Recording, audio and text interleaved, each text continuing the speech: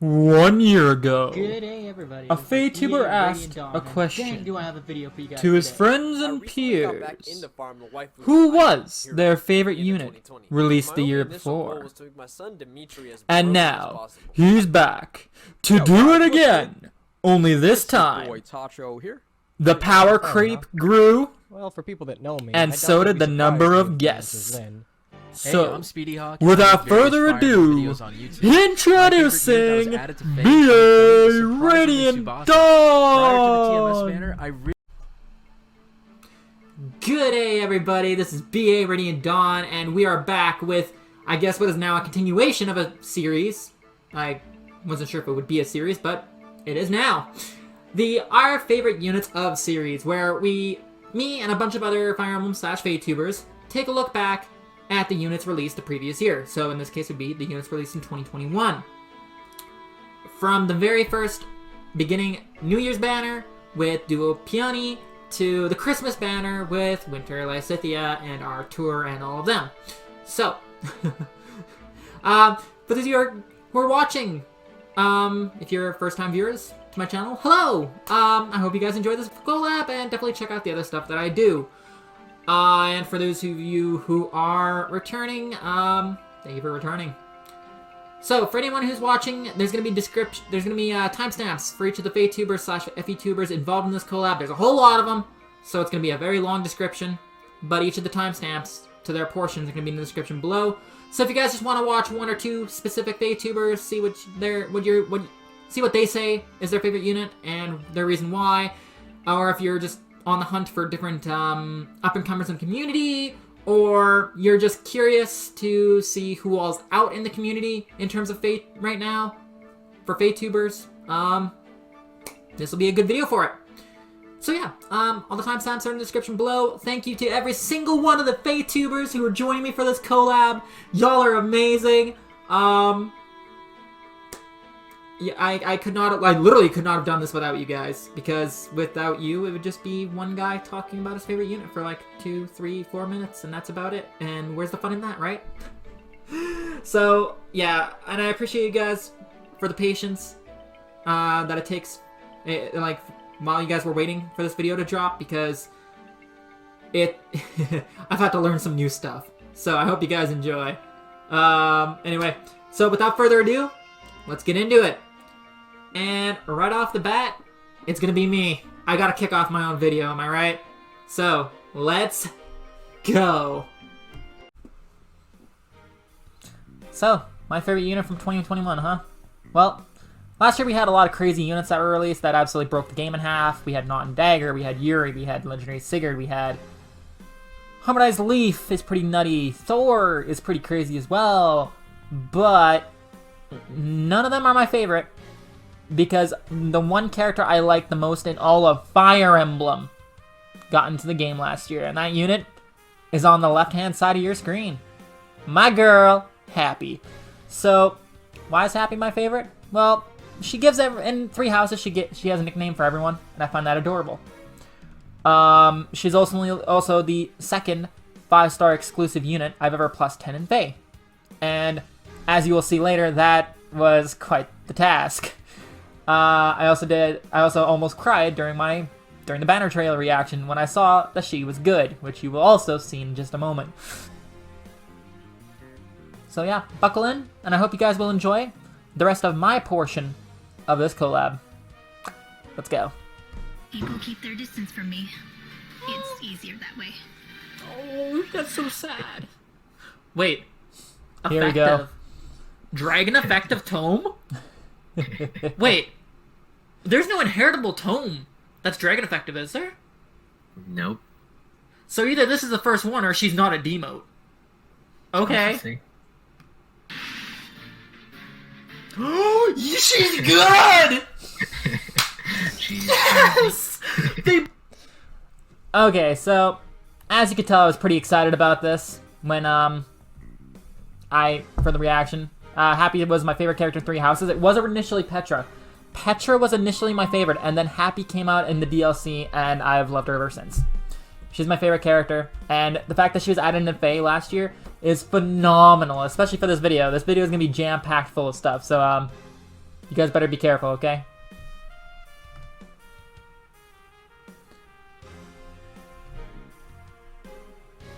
Okay, so I tend to trial run multiple different builds for my Hapi, and she's very, very adaptive. I have an arena build, I have attack speed heavy, I have attack heavy, I have I could run a defense build if I really wanted to, and she'd be pretty tanky with it. Like, Hapi is absolutely crazy, guys. She's heavily slept on the banner with Moose spell because Yuri was on there, and we all know how good Yuri is. You guys do not need me to tell you how good Yuri is, okay? Yuri's an absolute monster. He's the scariest guy alive, really. Like, lethality or AoE Yuri is just an absolute nightmare. But honestly, y'all are sleeping on Hapi. Hapi is here to prove you don't necessarily need AoE to do good in Fae. Hapi can one-shot a lot, and she does not care. So, yeah, she just tanked an enemy phase. She just tanked an enemy phase Duo Alphons, which is absolutely crazy, by the way. But yeah, in this clip, I literally just solo with Hapi. This was a playful arena run. I absolutely hated arena for the longest time. I did not like it. It was not fun for me. Until I plus 10 Micaiah. And then it got a little bit more fun. And then I plus 10 Hapi, and I love it. Because I get to just bust out Hapi and just one-shot so many crazy powerful units like the Duo Alphons, Legendary Claude. There's not much she cannot go up against. For this one, I had the idea, how much damage reduction can I stack on Fallen Nilfgaard, and can I still one-shot?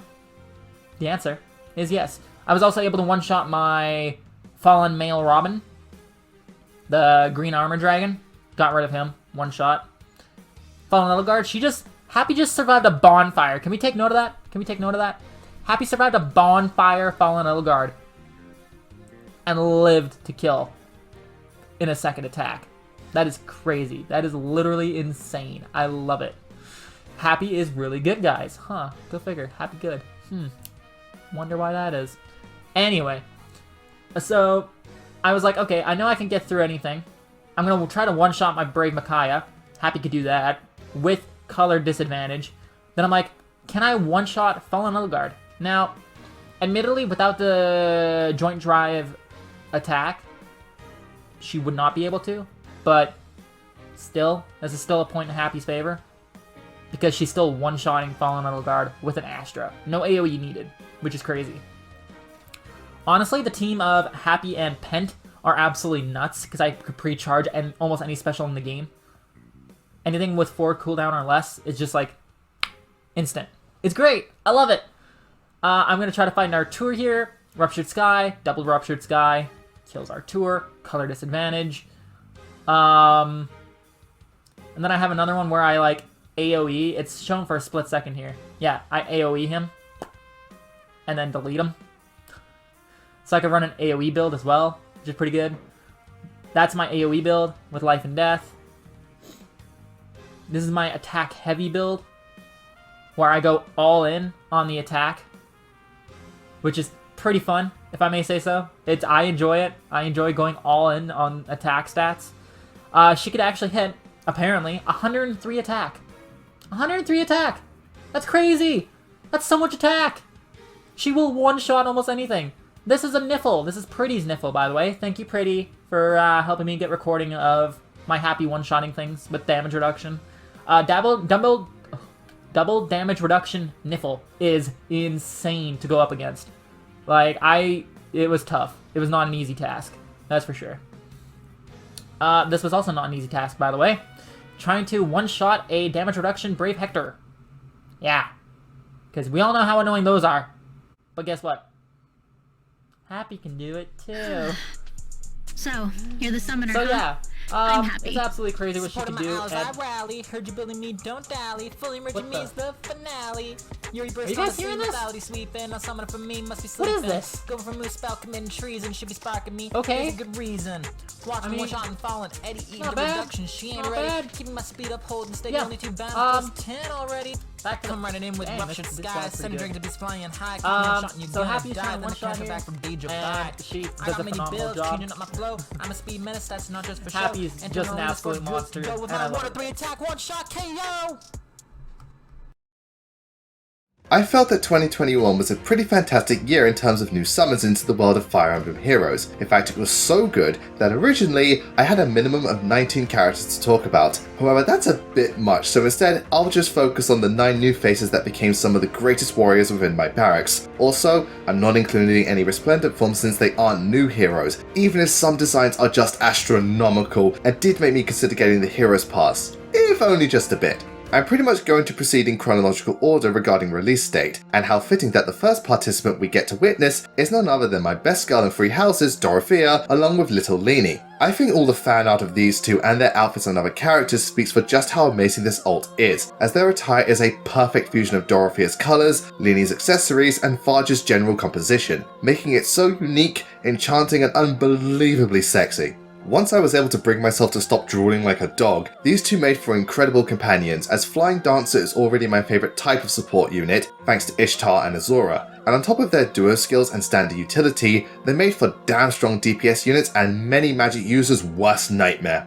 With 2021 came Book 5, and within its pages, the sisters Knot and Dagger, that are without a doubt my favourite new OCs to come from Heroes during that year. Personality wise, I admire that they act as polar opposites, with Dagger being bold, brash and hot-headed, while Knot is a simp for just about everyone and more of the doting type. But what both these beauties have in common are incredible designs that mix elements of superhero, Spartan and Valkyrian themes so wonderfully, with such graceful yet powerful features, colours and body structure similar to that of a Greek goddess, while reflecting their own individuality through various features not present on the corresponding sister. I was not the least bit surprised that they both acted as juggernaut units that made short work of just about anyone stupid enough to challenge their might, though of the two, Knot had a skill set that I overall prefer, but I love them equally.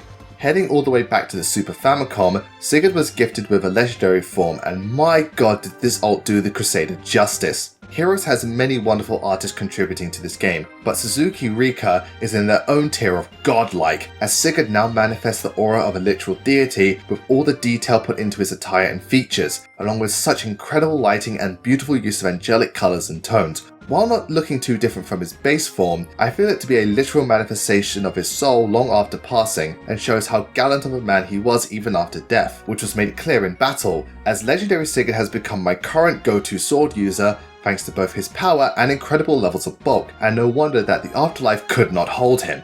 Heroes has a history of very bad power creeps, and 2021 had by far the biggest in the game's current lifespan with Hegemon Edelgard. Now straight up, I'll admit that while not impossible to defeat, she is stupidly overpowered, and facing her is a nightmare.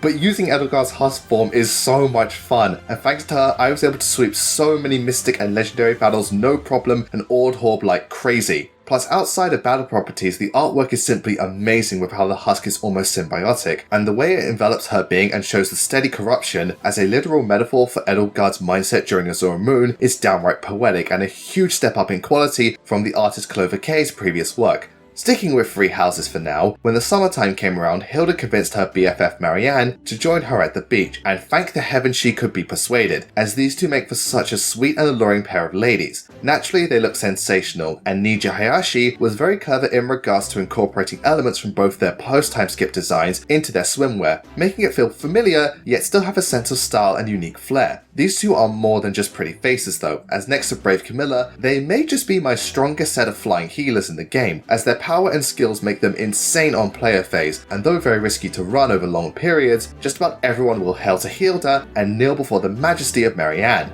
Apparently summertime wasn't enough for Miss Edmund, as after winning the female Choose Your Legends voting poll, she was gifted with a stunning alt that on the surface looks like the standard dancer outfit. But dig a little deeper, and not only did Kazakihara Toshiyuki refer to Marianne's time skip design for inspiration, but also added elements from her crest origin, in regards to the scales and bone-like garments draped across her frame, and her special trigger summoning the Wandering Beast itself. This alt is a work of art and does such a fantastic job of embodying everything about Marianne in the best way possible, possible, along with many skills that make her a literal monster to face head on, along with her ability to support her allies even after the fighting is done, for this woman is a literal goddess. Towards the end of the year, intelligence systems seemed to remember that Fionn was a thing, and gave her not only lots of additional media to promote the princess, but also a brand new ascendant form that elevated Fionn's status into a literal Ice Queen, along with coinciding with her character development within the Tempest Trials, and was a wonderful way to continue her legacy as Hero's best OC. Fionn's ascendant form, while not as drastically different as her other alts, and also somewhat strange that she became an axe armor considering her beef with Sothe, the design remains elegant and soft with such wonderful colours and ice features, only now with far more bold and dynamic elements to show Fionn's maturity and newfound power, along with the hair extensions and emerald colours used for her armor, helping to distinguish the outfit that little bit more.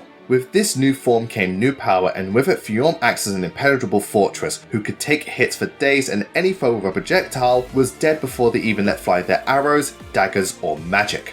And to end this segment, Legion saw all the favoritism Fionn was getting and decided to jump on that bandwagon with her very own ascendant form that, like her fellow princess, does an amazing job at showing her progression and development through a more elegant design that takes elements from her other alt while remaining bold and striking, all the while having such interesting symbolism similar to Resplendent Chrom regarding how it looks like she's spreading her wings and being true to herself instead of under the thumb of her father. This outfit truly elevates Legion into queen status, further complemented by her skill set where if you manage to survive an attack from her, I'll be rendered speechless given all the power her weapon and abilities pertain. And that about wraps it up for my favourite heroes of 2021. I wish I could talk more about the various new faces, but we've got to make time for everybody else, and I hope that come 2022, Sumia will finally get either an alt or a splendid form, because my god is she overdue a new outfit, and I will give everything to see her in a bikini or as a blushing bride-to-be. Hey, what's up guys, Greensta1 here. Firstly, I want to thank BA Radiantdawn for reaching out and inviting me to be a part of this year's collaboration. There were so many heroes that were released this year that I fell in love with, especially the new Ninja Korin alts. Oh my gosh. However, if I had to choose one from the bunch, it would have to be New Year's Panty or Dual Panty. The reason why I chose Dual Panty is because her ability to dance your allies while giving them +3 stats, and the ability to warp next to allies within 2 spaces. She also comes with a free dance as her dual skill. Ever since I summoned her, I've been using her as my primary dancers for most maps I play on, especially in the PvE content such as Heroic Ordeals, Chain Challenges, as well as the Abyssal difficulty maps. She has relatively good attack and speed stats, meaning if you build her just right, you could demolish the whole enemy team with just her alone. I've got my eye out. I am death itself. This year we'll be together again.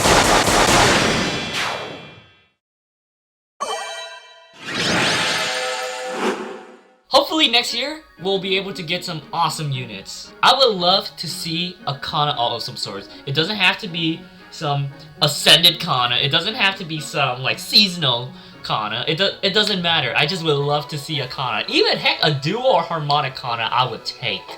Thank you very much for watching my portion of the video. I am very thankful for you guys for hearing out like why Dual Panty is my favorite unit of 2021. I hope you guys stick around for the rest of the video because there are more FaTubers who have some awesome picks compared to mine, honestly, because I think mine is not that good.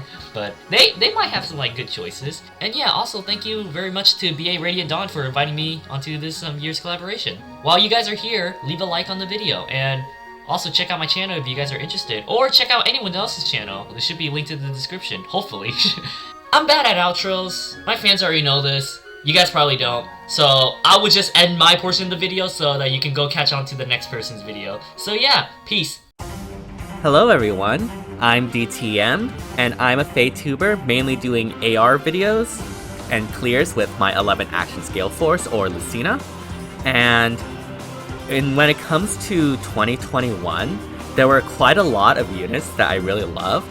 From Spring Severa, please 2022 bring OG Severa in, Brave Erica, Brave Marianne, and honestly it was really tough. Like for the longest time I was struggling between my eventual #1 and fallen female Morgan, who I absolutely love. She's from the future past, which is by far my favorite narrative experience in Fire Emblem as of yet. But in the end, I have to go with the unit that has basically taken over my channel, Fallen Edelgard. I've used Fallen Edelgard very consistently ever since her bonus season in Ether Race, way back in May. And whether that is on an 11 action scale force team, or just her rampaging, she is so much fun to use, and honestly has made Ether Raids so fun for me. Like, just using her to do Gale Force clears with Marianne, and Legendary Edelgard with that aforementioned 11 action scale force team was some of the best times I've had in Fire Emblem, and it wouldn't be possible without Fallen Edelgard, so I really appreciate her for that. Edelgard is my favorite lord in Three Houses. I love everything about this unit. I love the art, the voice, the combat. She just looks so radiant in this art, and I love how the half transformation really depicts her in that final boss state in Blue Lines. By the way, Crimson Flower, best route, don't at me. But yeah, I have to go with Fallen Edelgard. Like, nothing even comes close. And she even gives out free wins on ARD for the offense team. So, you know, she got that going for her.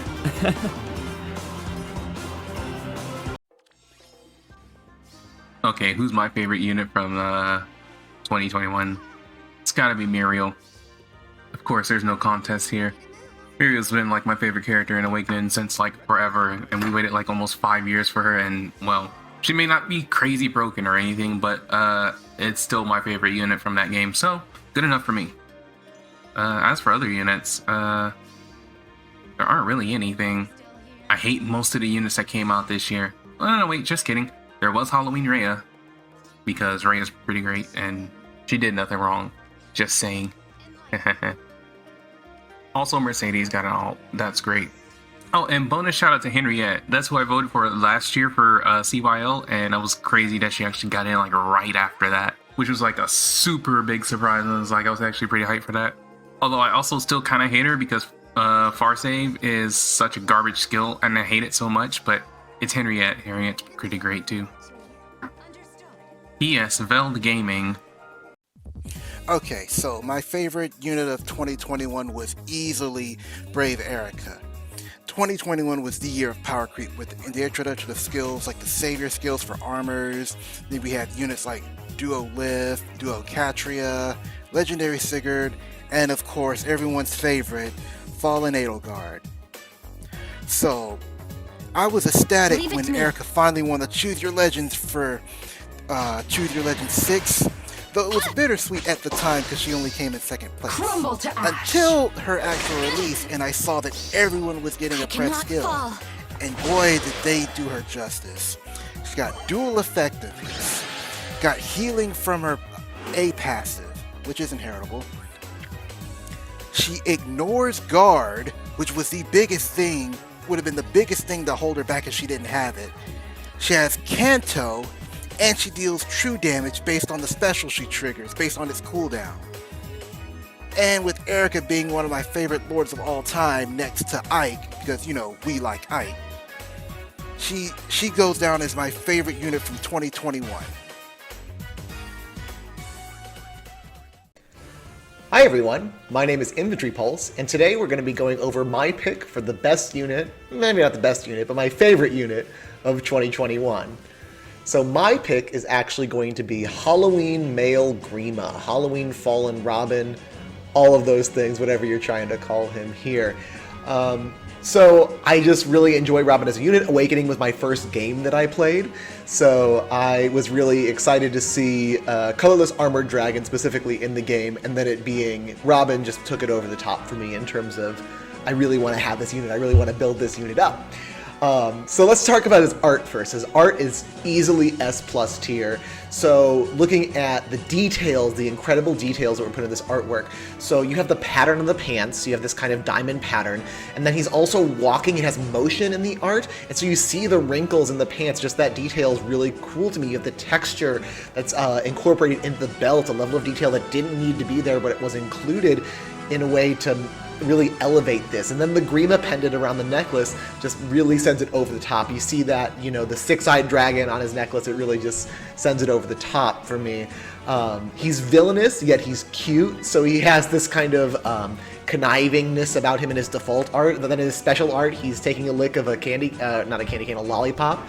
So he's kind of got that cute nature about him as well. And then I just want to give, last bit about the art, and then I'll move on. I just want to give a shout out to this jack-o'-lantern cookie. In the special, it's like smiling and it's happy, and then the damaged art, it's like broken and crying. And I think that's all of us after 2020 and 2021, so... Moving on to Halloween Grima's stats. So he has 46 HP, pretty high. He has 43 attack, which is the 6th highest in the game. 21 speed, so speed is his dump stat. Then he has 43 defense and 37 res, so really high on the defensive end as well. Makes him a very, very good tank, which is good. We'll get to the build later, but that stat spread really gives him a good defensive presence while also being able to really hit back very, very, very hard. The weapon is really the part that makes him super viable. So he has slaying in his weapon. That's probably the most important part of it. He has slaying in the weapon. He has a 6 attack swing, which is very, very nice. So he gains 6 attack, the enemy loses 6 attack. Super, super simple ability, but also something that boosts up his attack potential as well as his defensive potential. And then he has the same effect as the female Halloween Grima in that he recovers 30% of his HP on a special proc. So that doesn't have to be like noontime or whatever. It can be bonfire, it can be Aether, it can be Draconic Ore, it can be any special. As long as he procs that, he's recovering 30% health. I think that's a really cool effect. I think it's a unique effect that's shared just by the female version and then Brave Claude. I think that's a cool thing. It is kind of messed up a little bit by Fatal Smoke, but the build that I have is kind of working to counter that. So getting into my build, I run him as a one-shot near save unit. So instead of trying to tank constantly, he's trying to eliminate the enemy in one attack. So I run Bonfire in his special for the HP recovery as well as a huge amount of damage. He's a really high defense stat, and then boosting that even more with things like Mythics makes it really, really easy to do. And that Bonfire will one-shot things like a Brave Erica that would otherwise absolutely destroy him. Running Unity is a good idea here for me because I actually have him soak Dark Shrine. So when the Dark Shrine hits, he's actually gaining defense, making him even bulkier. Then I run Dragon Wall for survivability, otherwise he would probably get one-shot by things like a Brave Erica or, you know, pre-charged specials of any kind. So he absorbs things with his Dragon Wall, because he does have high enough res to use that Dragon Wall as well, and then hit back and recover 30% of his HP with a huge Bonfire.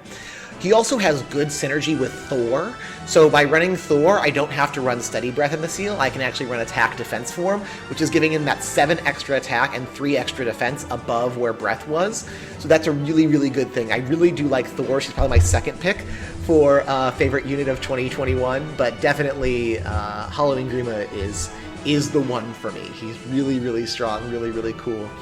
Thanks so much to BA Radiantdawn for having me on the channel. Make sure to give him a subscribe, and then head over to my channel. I do a lot of Aether Raids content, so if you're interested in that, I'll hope to see you there. Until next time, see you later, guys. Bye! Hey guys, I'm Sean, or Loopysaurus, and I'm here to talk about my favorite unit from 2021, which was Legendary Micaiah. Micaiah is a character I like a lot, and her legendary ult ended up being important to me just because I waited so long for it to come out. For like 3 years, I was just anxiously and excitedly saving orbs, waiting for it to finally happen, because I knew that eventually I would want to merge her to +10. And around that time in August when she was releasing, that was when I was playing Fae a lot, I was enjoying it, I was making videos about the game. I think that's when my interest in the game kind of peaked, and it coincided with her release. Looking at the unit herself, I really like the artist they chose. Haxon is one of my favorites in the whole game. I really like the art they did for Nephany and Hinoka and Edelgard. They're all really good. It's really cool that they actually used her outfit design from the Fire Emblem Cipher. That was just a pleasant surprise. And as far as gameplay goes, it's just been really nice to finally have a merged legendary hero that I can actually use. And she's a really powerful unit too. She's one of the best player phase nukes in the whole game. Obviously she maintains her effective damage against armors and cavalry. I think she struggles a little bit in enemy phase, but that's fine. If I had one complaint, it's just that she's clearly specialized to be like this wall breaking, hyper offense unit with her auto double, but then she can't kill the two most common far save units in the game, which are Vector and Fjorm. Just a little frustrating. Depending on the circumstances, she can still do it sometimes. If she has her desperation effect, then she can do it against Vector. Negatives aside, I've had a lot of fun using her. Whenever you get a brand new plus 10 unit, you always want to try using them in the different game modes. So I tried using her in Aether Raids. She's pretty good there. Summoner Duels, also pretty good. It's just been a fun time. So in summation, that's why Micaiah is my favorite unit from 2021. Thank you to BA Radiantdawn for inviting me to participate in this. It was fun. Hey guys, I'm Glitter Valkyrie, and my favorite unit added to Fae in 2021 was Baby La Rochelle. I never imagined that one of my all-time favorite characters would get a baby alt, and this unit was such a wonderful surprise. I love that they translated her adult form into a child so incredibly well and stayed true to her, and her voice lines are some of my favorite in the game. I mean, it just puts such a smile on my face to hear "easy peasy" when I'm attacking, and it's just so incredibly cute and so true to La Rochelle. And she is the second unit that I've ever used a Florette on, and I regret nothing because she is such an amazing offensive presence. I use her in literally every mode of the game, and she puts in so much work. And I think that her base kit is great, but the synergy of attack speed catch with the menace works incredibly well against so many of those meta threats. And Staff of Rowson is probably my favorite staff in the game because it does so many things. It prevents counterattacks from the closest foe within 5 spaces, it debuffs, and it gives her attack and speed when she initiates. And she is a character who is useful as zero merges, and she just gets better with investment, and I am so grateful that the Seeker of Justice is here. Easy peasy!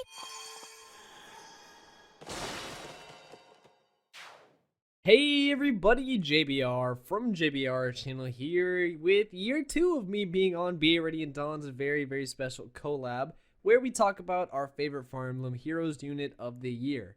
This was a weird year for me, I'd say. There was a lot of units I loved that got into the game and a couple units that I was very happy to get alts. And then there was units like Dagger who got into the game and a lot of weird metagame stuff that honestly I'm too stupid to get into. For me, the most fun I've had in Fire Emblem Heroes is just finding units that I love that have gotten into the game and making them as powerful as I can and trying to stay meta relevant with the characters I love. I've never been very good at like the technical skill stuff with Fae. That was until I had to build my favorite unit of the year being Ninja Shamir. If you know me, you know I love Shamir. She's my favorite female character in the entire series, and she's my second favorite character, only barely behind Ike. And Ike is mainly just nostalgia, if more than anything. Rather than telling you how much I love Shamir and ranting about how good she is, which I've talked about many of times, I'm just gonna show my reaction for Shamir. Go back a little bit, look at the text. What? Shamir! Shamir! Oh my god! You're dead ass! Are you dead ass? Are you dead ass? Wait. Hero Shamir! Oh my god! Oh my god! Oh my god! She's gonna be a fucking Grail unit? It's the free one. What? She's gonna be a Grail unit? What the? What? No, what the? Dude? You get to plus 10 her for free. Yeah, that was a lot of screaming. Ninja Shamir was very hyped for me. I was so happy that she got an ult, and Shamir getting a dope, badass ninja ult. I mean, I really couldn't ask for more if I'm being totally honest. It's awesome. It's like the perfect blend between like a little bit of fan service, not too much, and just having a sick, badass design, which is what I've always loved about Shamir. But anyways, going back to the technical stuff I was talking about before, I've never been very good at that. But with Ninja Shamir, I was very determined to try and make this unit as busted as possible. Her base kit is pretty good, but I decided to sacrifice as many units as I could to making the most powerful Shamir.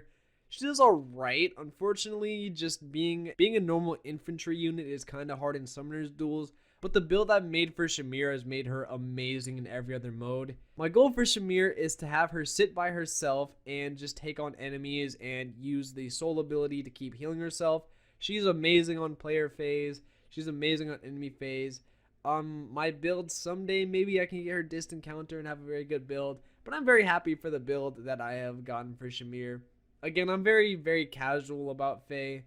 I try not to get too crazy into it because getting too invested in a gacha game to me, it means I'll end up spending a lot of money, and I don't want to do that. I don't want to spend any money on a free mobile game that I just play for fun to see my favorite units in. But it was very, very cool to build up one of my favorite units this year, and through learning how to make Shamir a great unit, I was able to learn more about the metagame for Faye, and that was very fun. Some honorable mentions I have for my favorite unit would be, of course, Fallen Dimitri. Here's my reaction to that. Dimitri Alexander. Oh my god. Everything has been taken from me. Oh my god.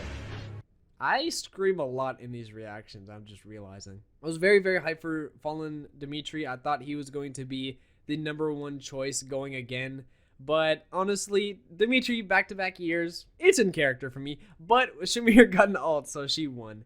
The other one that I'm very happy about was Yuri getting in the game. I love Yuri. His voice actor is amazing.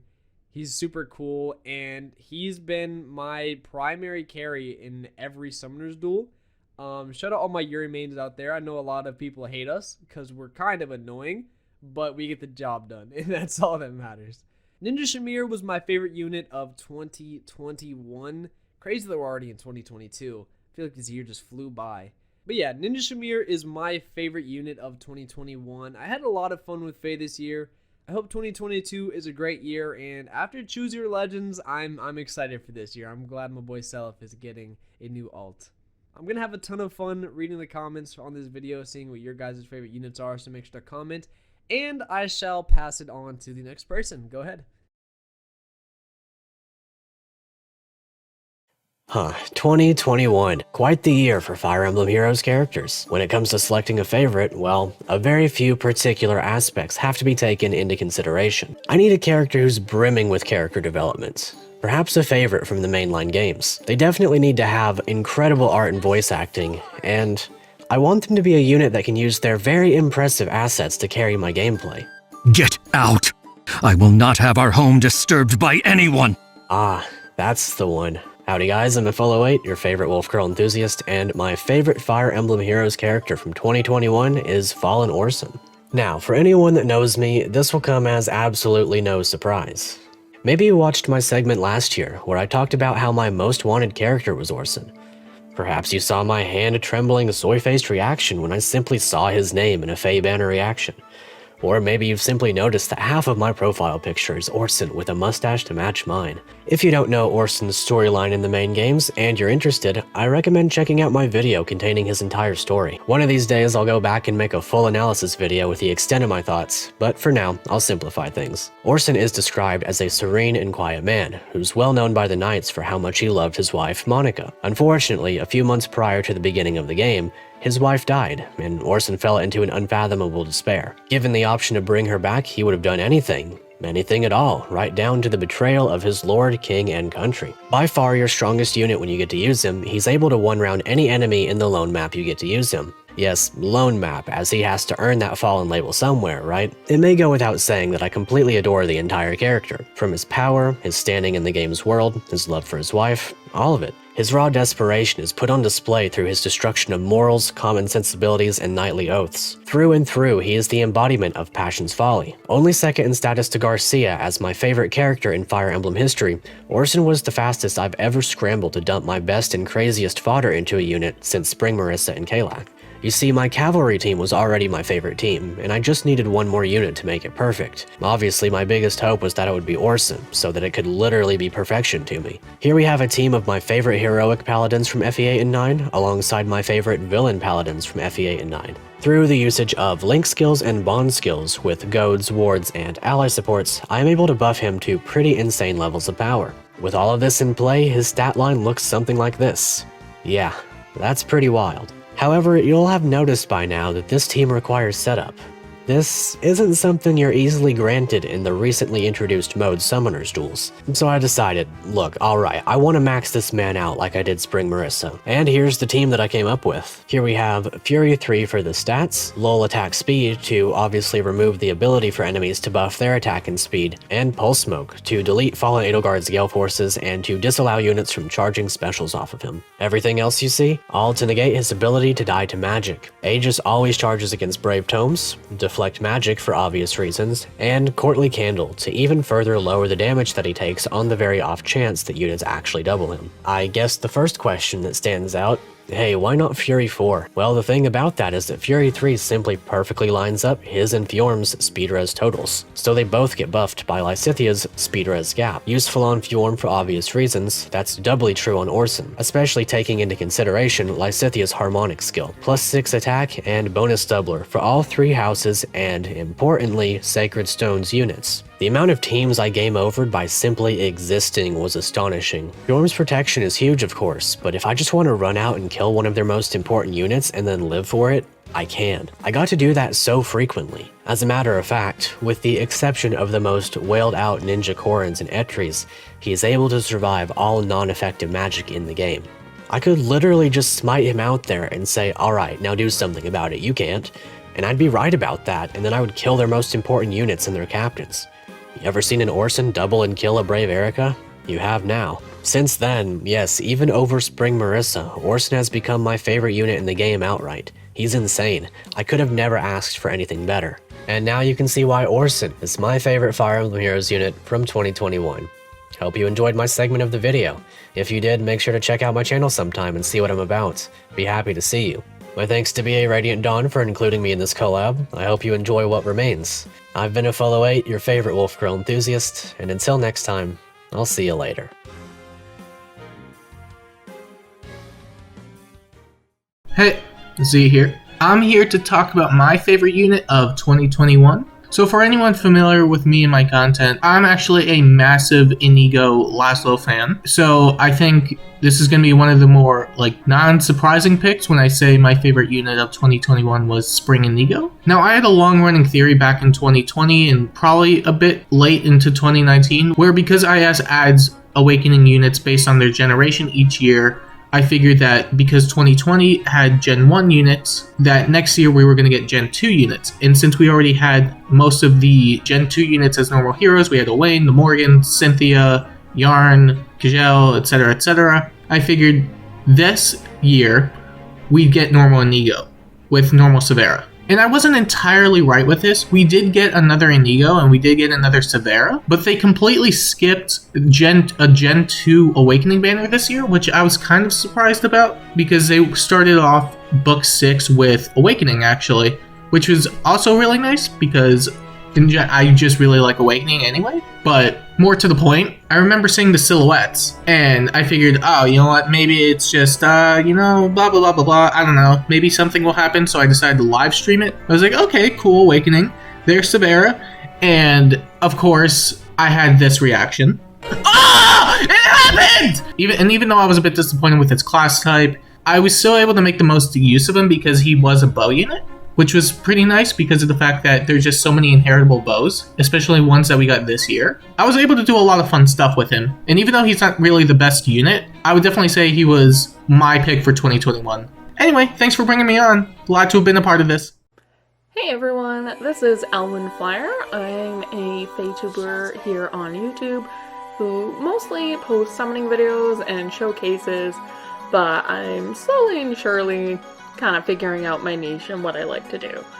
I joined late to Fire Emblem Heroes. I first picked up the game when it was the release of Mythic Naga, and since then I have not stopped playing. When I was asked to decide my favorite unit of the year 2021, it was a really hard choice, and I actually had to make a list of some of my favorite units. Most people know me for loving Dimitri, which I absolutely do, and he did get a wonderful Fallen ult this year, which I love using, but I had to give my favorite unit of the year to Duo Ninja Korin, or more affectionately known as Ninjorin and Ninjalis. I love them so much. They really make clearing content like not only easy, but also really fun. When wanting to start a Wings of Mercy dance with them, I just leave attack speed push 4 on them. But if I really want to run them in arena, then I put attack speed catch 4 on them.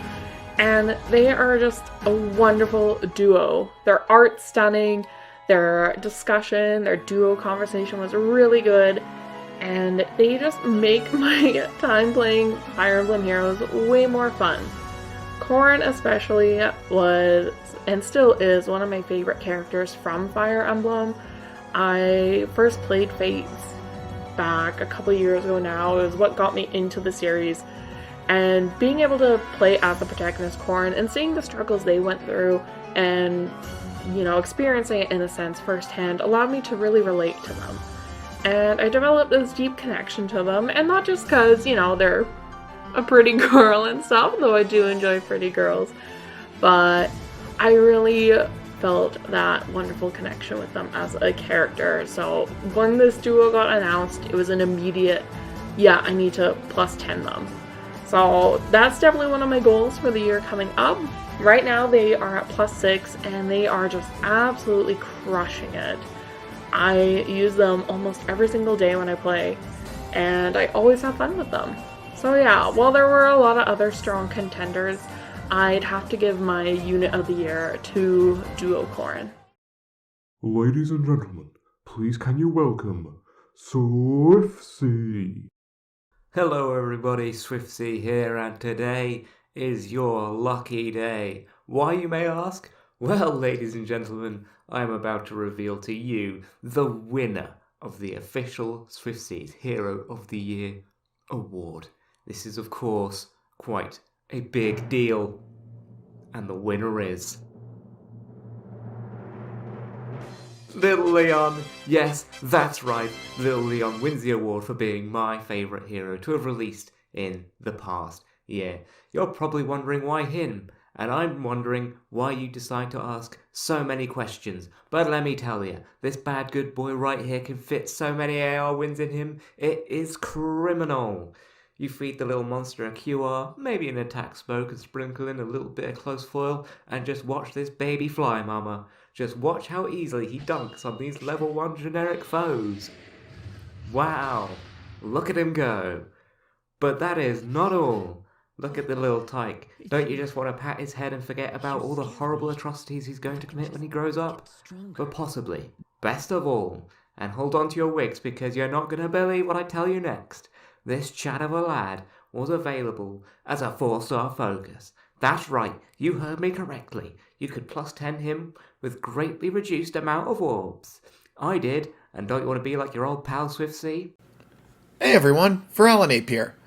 My favorite unit to use in Fire Emblem Heroes 2021 has to be Ascended Fjorm. Even though the Axe Armor class is a bit of an oversaturated class with a lot of competition, Fjorm, I feel, brings a lot of viability to the table. Specifically, with that Null Counter Disrupt and Distant Counter in her weapon. She can retaliate against any ranged foes as well as take reduced damage with her special Ice Mirror. She's helped me out in a lot of Abyssal battles after her introduction, and I hope to keep using her in the future. Go Fjorm! You're my favorite FEOC, and that will not change anytime soon. Hello, Summoners. My name is Illialidur, and I'm here to discuss with you my favorite unit of 2021. Now, for me, this had to be Harmonic Leaf. So, I'm a big fan of FE5, and I think Leaf is a really good and relatable protagonist. He makes mistakes, and if there's one thing that IS made with designing Leaf, it was a mistake, because this unit is kind of downright silly. So, when I saw that there was going to be a 12 Crusaders Festival banner, I got so excited. As each unit was unveiled, my anticipation only grew until finally they showed him, or showed them, I should say. A harmonic unit consisting of Leaf and Selith, and they looked amazing, and it was the sorriest excuse for harmonic I've ever seen. These people legit talk to each other in multiple games. Anyway, their art was well done, the two other to bring down their enemies, and boy can they do that. Now, you can probably tell.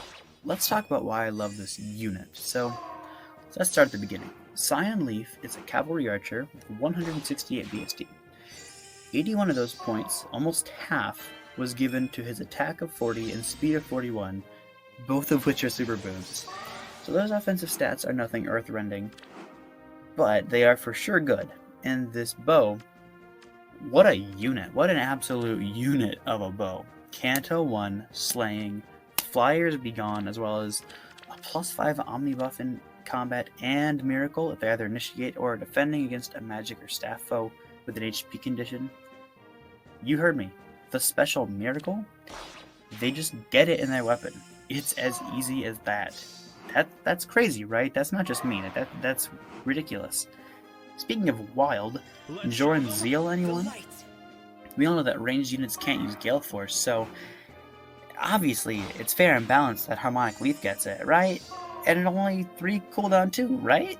With Bow of 12, that's only 2 cooldown? That's pretty crazy, right? You just shoot an enemy twice, proc legit Gale Force, move a space, possibly attack another enemy, canto away. His movement is really good, and he gets in more attacks than any ranged unit has the right to do. I won't go in depth into all the reasons I love his kit. How good attack speed catch is, Acid Drink being really good, especially for multi-map events or for pre-charging a special. But I will say, my favorite way to use this unit is to ruin people's specials and summoner duels. So Leaf comes with Pulse Smoke in his kit, and while obviously there are better C-slot skills, offensively speaking, Pulse Smoke lets you really mess around with the enemy team. So this was a huge deal for me back when Secret Maneuver was a thing, because it saved me from a lot of pre-charged Brave Ericas who otherwise would have really hurt me. I've also given Leaf Mystic Boost in his Sacred Seal, so he can initiate combat, be it against someone who can't fight back or the biggest tank who's going to hit him for 10,000 damage you've not even seen this unit. He can survive the encounter thanks to having Miracle in his weapon, either tanking their special and wasting it, or pulse smoking them and their allies afterwards, then healing 7 HP and being able to do it again. Because Mystic Boost refreshes his ability to use Miracle, so you can just spam Leaf against enemies who can't perform follow-up attacks and worry about nothing. No repercussions, nothing at all. Obviously, he's not perfect. Like, he's not the strongest or anything. I just love the idea of the character, and I think he's one of, if not the most fun unit I have in my barracks right now. He really suffers against foes who have auto follow-ups, or who outspeed him enough to naturally follow up. But, I think it's good that there's counterplay. Otherwise people would hate him. I think he's great. Am I forgetting something? Oh yeah, his harmonic effect. So, imagine, if you will, any Genealogy or Thracia unit you can think of suddenly gets the ability to have an auto follow-up, conditionless desperation, and resonance blades. Now, imagine every Genealogy or Thracia unit on the map getting it. This harmonic effect is the only reason I can challenge a lot of far-save tanks and summoner duels. Having these effects on Leaf and on Reinhardt and, dare I speak it to existence, Arden, is absolutely crazy.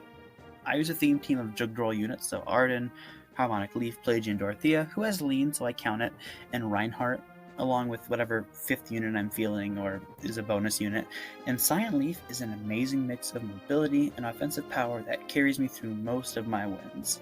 He's a very loved unit, and I was so happy to have him, and I've never felt let down by him. Thank you so much for giving me your time. Hopefully, you don't hate this unit, because I can see how if he beats you bad enough you might, but I think he's really fun. Thank you so much to BA Radiantdawn for having me on, for helping to put this together, and for helping me to get all this footage that you've been seeing for the last 5 minutes. And lastly, here is to another great year, hopefully full of more units who we will grow to love and not hate. Hello everyone, my name is Kenmei, and today we're here to talk about my favorite unit added in Fae in 2021. So as you may know, I'm a big Shadows of Valentia fan, and we've been shafted this year. We only had 1 banner and 1 seasonal, and really, that seasonal was as much Shadows of Valentia as just, giving an harmonic hero for that game. But the few heroes that has been added, and by few I mean 4 of them, within them was one I was waiting for quite some time now. And it is Tatiana. No, I'm not picking Katria for my favorite units. So, bit of history here. Tatiana is supposed to be a healer in Shadows of Valentia. So, let's be honest. I was shocked when I first saw that she wasn't a healer in Fae. But I think in the end, it was the best idea IS had, because we already do have a few healers from Shadows of Valentia, namely Jenny and Silk. And I feel like instead of making her another generic free enforcer healer that would have garbage fodder, they make Tatiana into a pretty solid unit. In that class type, Tatiana can actually have a pretty solid kit. We do have a few units that can be used as magical tanks, but Tatiana is really good. She has a really high res you can utilize to blow some big ol' icebergs into your enemy, and she's sweet. Her heart is cool. Zeke is here. My heart cannot be fuller right now.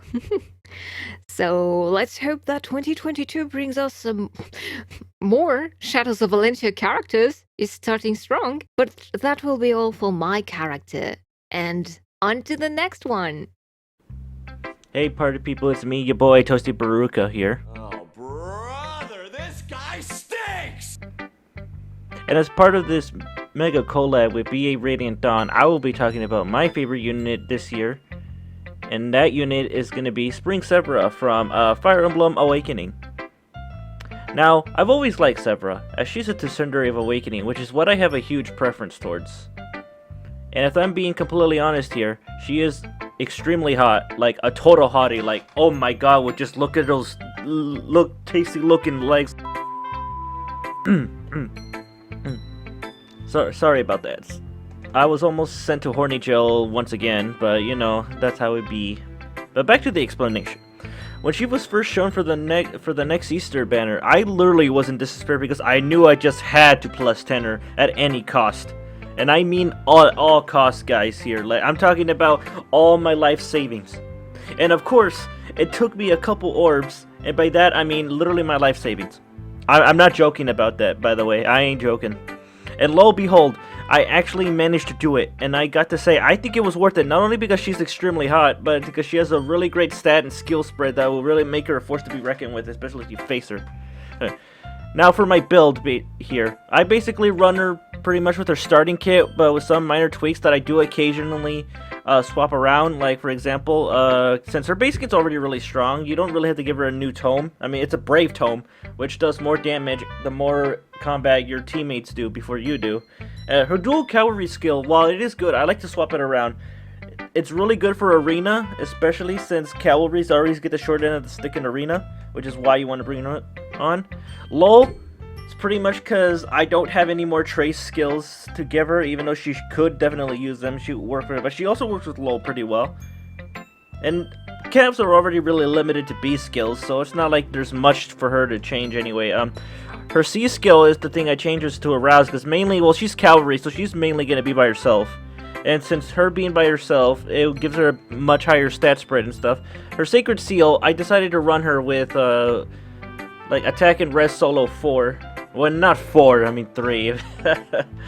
Oh man. But 3, because, like I said before earlier with the C skill, it combos really well with the C skill. And since she's by herself, since cavalries have, like, the best movement in the entire game, she'll just be able to use it way more effectively.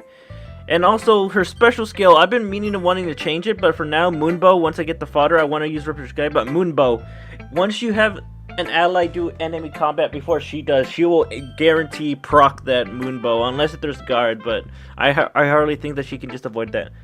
Now to wrap this up, I am extremely grateful that she was added to the game. I am looking very forward to whenever her base version of herself finally gets in.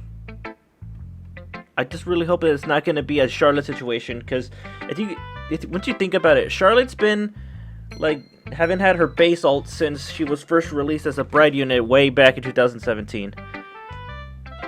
And I'm really hoping that it doesn't take that long just to finally get Severa. Please, please, I beg of you, IS, don't do this to me. And with that being said, I want to have a big special thanks to BA Radiantdawn for actually having me part of this awesome mega collab with all these great people here. I hope you guys enjoy the rest of the collab, and I hope I see you guys around my channel and around BA Radiant's channel and all these wonderful channels for this wonderful community. Thanks and have fun.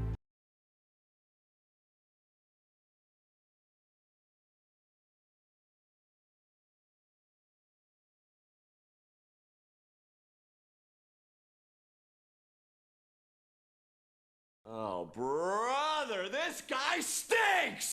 Hello, so I'm here today to talk about my favorite unit that came out during the year of 2021. Now, that unit is Kai'Sa. The reason behind this is, as people who know me are aware, I am a huge Radiantdawn fan, and I also like beach units. They're just really cool. And Kai'Sa is a really great free-to-play unit, and I just love that free-to-play is getting more support. It's a great unit, honestly, one of, I'd say, second or third best Grail unit that there is. And I really enjoy using him. I do plan on plus 10ing him at some point. I gotta save up Grails because I'm Grail broke. I'm sure y'all can relate to that.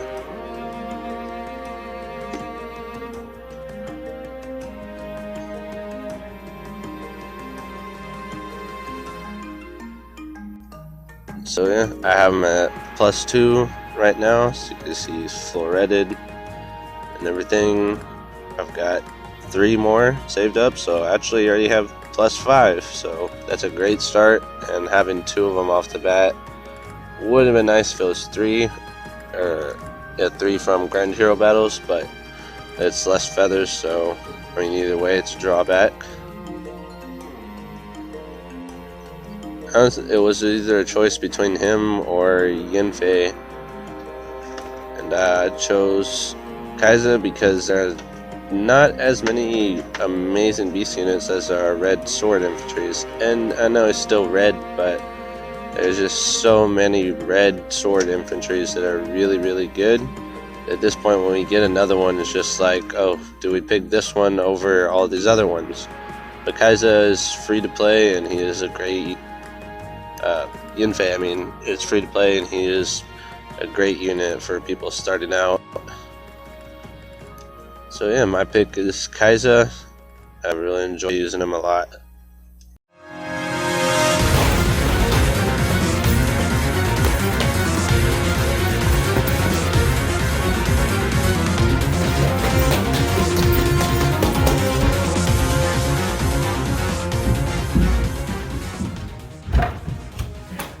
Corin! Oh, thank goodness, there you are. Please, I need your help, man. You must be truly desperate to come to me for help. Yeah, I am. Nice Pringles. Thank you. They're cheddar and sour cream. Really?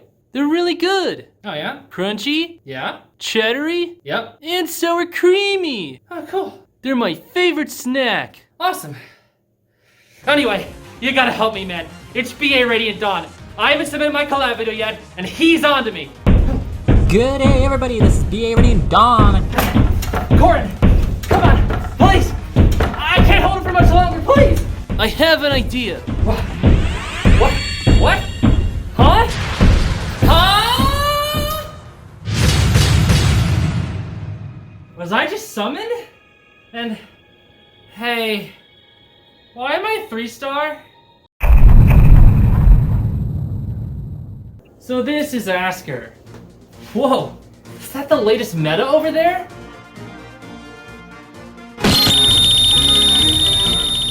Yep, I hate it, just as expected. Why would anyone want to even be a part of this? Oh my gosh, I'm so sorry. Wait, are you Alphonse? Yes? Whoa! I can't believe it! I'm meeting the real Alphonse from Fire Emblem! I mean, You have a mission for me, sir? Yes?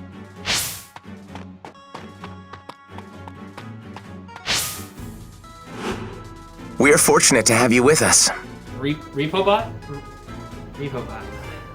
Yeah, Repobot, yeah! Woohoo!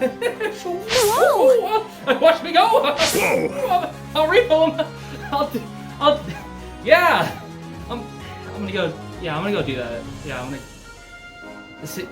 Yeah, see ya. Take care. See ya.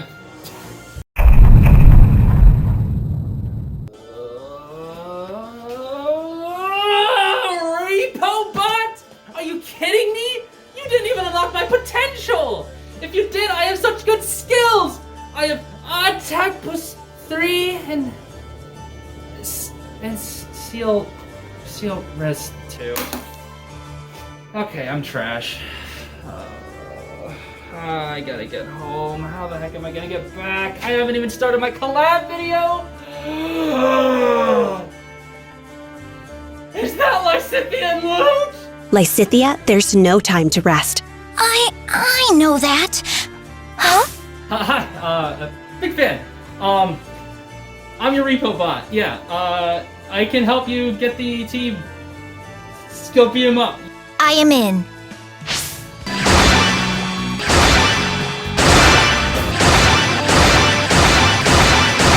Ooh, that's that sweet Yulog. That's the Brave Tome. Colorless Brave Tome Cav. Let's go. I'm just that good.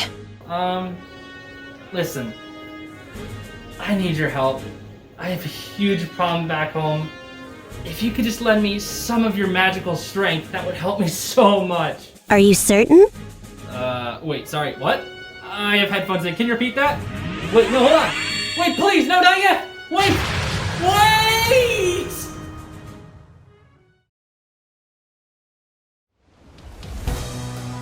Whoa. Oh, I'm back. Oh. Huh? What the heck happened here? What the heck? Corin! Oh, buddy! He's not responding. Who did this? You ready for this? Huh?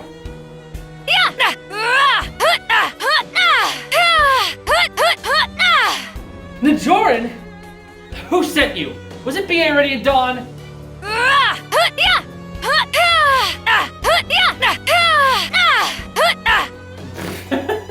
You? No. See, everyone knows that Lysithian loot are the superior Brave Tome Cav.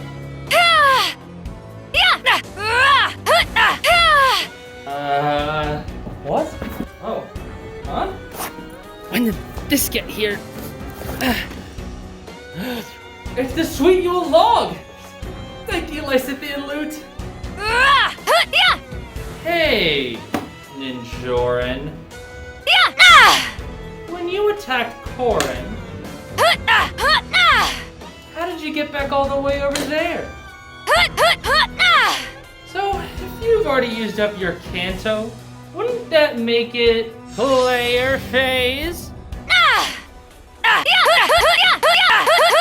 Because they're just that good!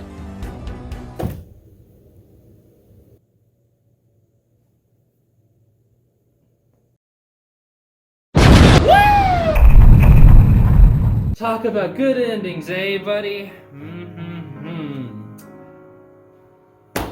I still don't have a video. Hey everyone, so BA Radiantdawn asked me to come on and talk about my favorite unit from this year, and if you couldn't tell by my Christmas sweater, it is one of the Christmas units this year, which is a little weird because they just came out, but I wasn't really super impressed by a lot of units that come out. There was a couple, but this one is by far definitely the unit I've been most interested in this year, and that is Christmas Lysithia. So, Lysithia and Loot are some of my favorite non-Lord characters in the series. Obviously, you guys know I love Lucina, but I really do love Lysithia and Loot as characters. I relate to them a lot, and so when they were announced as a harmonized, I was like really excited. And so I've given them a lot of fodder already. Gave them Ruptured Sky, Rouse Attack Speed 4, mess up with their little bonus doubler. but I definitely really enjoy their art a lot. Their art is really, really good. Their voice lines that they have are also really, really nice. And I'm just really, really pleased with this version of Lysithea and Loot. I'm using them in a couple different scenarios, so first I'm going to showcase them on my AR defense. So let's go ahead and take a look at them. So here they are in my AR defense. Basically, I'm running them with Seafood to deal with flames and also some Fallen Edelguards. It helps them deal a lot of damage. I haven't given them Ruptured Sky in my anima version yet, though. That's kind of unfortunate. I'll show my dark version. But in my dark version of the team, yeah, I'm running Ruptured Sky, obviously, Seafood, and Trace. Okay, so now that I've talked about Lysithea's skills on my defense, I'm going to go ahead and show off a replay of her almost killing an Ascendant Fjorm. So here's this Fjorm here, kind of just a basic Fjorm, simple kind of kit, but she almost kills here, which is really strong, even though she doesn't get her special off. So if she would have had a different A slot, or if I would have had, obviously, more merges or something, Lysithea would have definitely killed here, which is really cool. That means she's pretty good against most far save units, especially like stuff like Vector. You could possibly use Windsweep here, not to deal with Fjorm, but like other far save units. And so the fact that Fjorm almost kills here, almost dies here, makes me really proud of Lysithea and glad that I have her on my defense. I also get to run Duelist Hindrance now, which is pretty cool, honestly. So besides Ether Raids, I am using Lysithea in Summoner Duels as well. So in Summoner Duels, I'm actually using Windsweep, like I kind of mentioned in the Ether Raid section of this little clip. But for this reason, I'm using it because of Vantage strategies that are kind of semi-prominent in Summoner Duels now. She's really helpful against that. And I'm still running Seafood to help deal with the common Fallen Edelguards and Flames. And so those are the two main ways that I'm using my Lysithea. Thanks BA Radiantdawn for having me on for this collab, and that is my favorite unit of this year. What's up guys, I'm Ft.Pheonixmaster1, and my favorite unit that was released last year was definitely Thor. Now even though we didn't really get to use her for an entire year, I would still say that she is by far my favorite unit that got released last year. The reason being is that I really enjoy having player phase aggressive strategies in Ether Raid's offense, and I feel like Thor just fits into my playstyle completely, and I can easily use my Gale Force teams now with her without using Heavy Blade or Flashing Blade, and that is a huge headache in Ether Raids at times for, getting the check of those stats, especially Heavy Blade.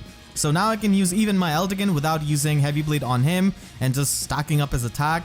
Not to mention Thor herself is extremely strong and can easily break through a lot of the frontliners in Ether Raids, a lot of near save armor units. The Gale Force Initiator build is the build which I use the most on my Thor, and I can easily set up Wings of Mercy on her by using Ardent Sacrifice with the help of Winter Bernadetta. Now this build might look like a meme, but the thing is that Thor does have an HP threshold on her weapon, and it can be a problem if she's being used as a Gale Force Initiator if you're using push skills or fury skills, because they will knock her out of the HP threshold. And after she's in the Wings of Mercy range, she doesn't really want to take any kind of hit, and that's why Desperation is really helpful because she does get the auto follow up from her weapon. Brazen skills synergize well with this kind of Desperation Wings of Mercy playstyle, and they're pretty consistent and give no recall damage. And by not running Flow Guard, she's gonna be stopped by units who have follow-up negation, like Saros or Duma or stuff like that. And that's why I speed stack on her, because if you win the speed check, you can still double the follow-up negation units. So with this build, she can easily hit over 35 speed, which is more than enough to break through a lot of the common follow-up negation threats like Saros, Duma, Brave Hector, Fallen Edelguard, and stuff like that. And this build with Winter Bernadetta really works out well for Gale Force setup, and I usually use this team for all 8 matches for my Astra season. So she's definitely a super fun unit to use for me, and definitely my favorite unit that was released in the year 2021. My favorite unit from 2021 is Brave Erica. While her design is simplistic, she's wearing a copy of her brother's outfit from Sacred Stones. Her base stats and unique skills are what makes her competitive. Her weapon, Binding Raging Leaf, allows her to proc Luna at just 2 charges, while Surge Sparrow and Attack Speed Menace ensures that she can always double her enemy on player phase. Moonlight Bangle brings 2021's key skill Kanto into the fray. It allows you to act after a positioning move or an attack, and it's very key for Arena and Ether raids. Even with no merges, she can easily dispatch foes up to tier 19 in Arena. Sacred Stones was a game that allows you to pick Ephraim's path or Erica's path, and this is the version of Erica that we see after she completed her journey. She's now grown up to be a fine princess who's willing to fight for the future of her kingdom. So here's to hoping to seeing more of Erica in 2022 and getting a remake sometime in the future. Yo, what up? I'm Chris with 3 eyes, and I'm going to talk about my favorite unit in Fire Emblem Heroes that is also objectively the best OC, no bias. Since most of my favorites come from the far-off year of 2020, I really didn't know who to pick as my favorite for 2021.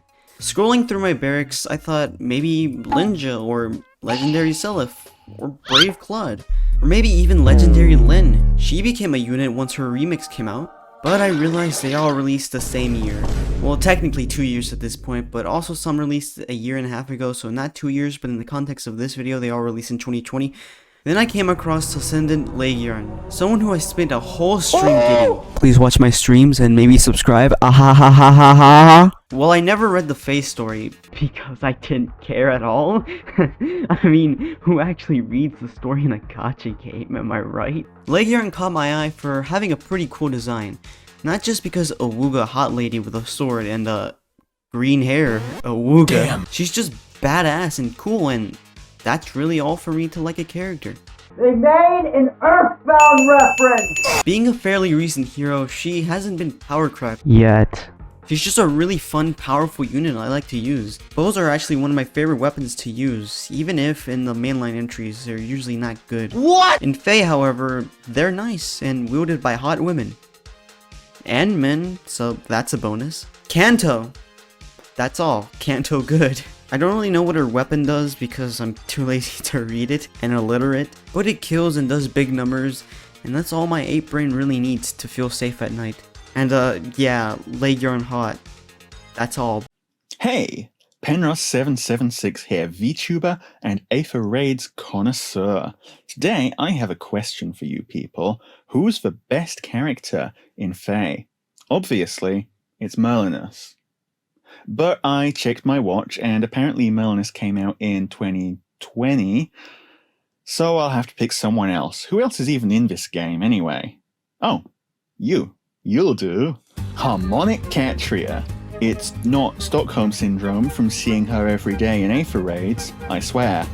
All jokes aside, there's a lot to like here. Kakage has produced some soft yet crisp illustrations for Catria, and as for the character concept, I usually don't like bridal alts, but these two are two pals who are wearing matching wedding dresses because they are such great friends. I find this hilarious. And while we're talking about flavor, the weapon effect is spot on. Sure, it's nothing too special, but triangle attack sure does do exactly what triangle attack does. That's a lot to love, but other units can have great art and great voice lines and great design too. What's unique here, what I think truly makes Harmonic Catria special, is that for once, IS managed to fix a problem they'd made without derailing the entire metagame in the process. See, here's the normal cycle. Busted unit, hard counter, but then the hard counter either becomes the next busted unit and needs their own hard counter, or doesn't counter well enough, so now we gotta print another hard counter to the same thing. This happens a lot. Now, let's roll out a busted unit for you to look at.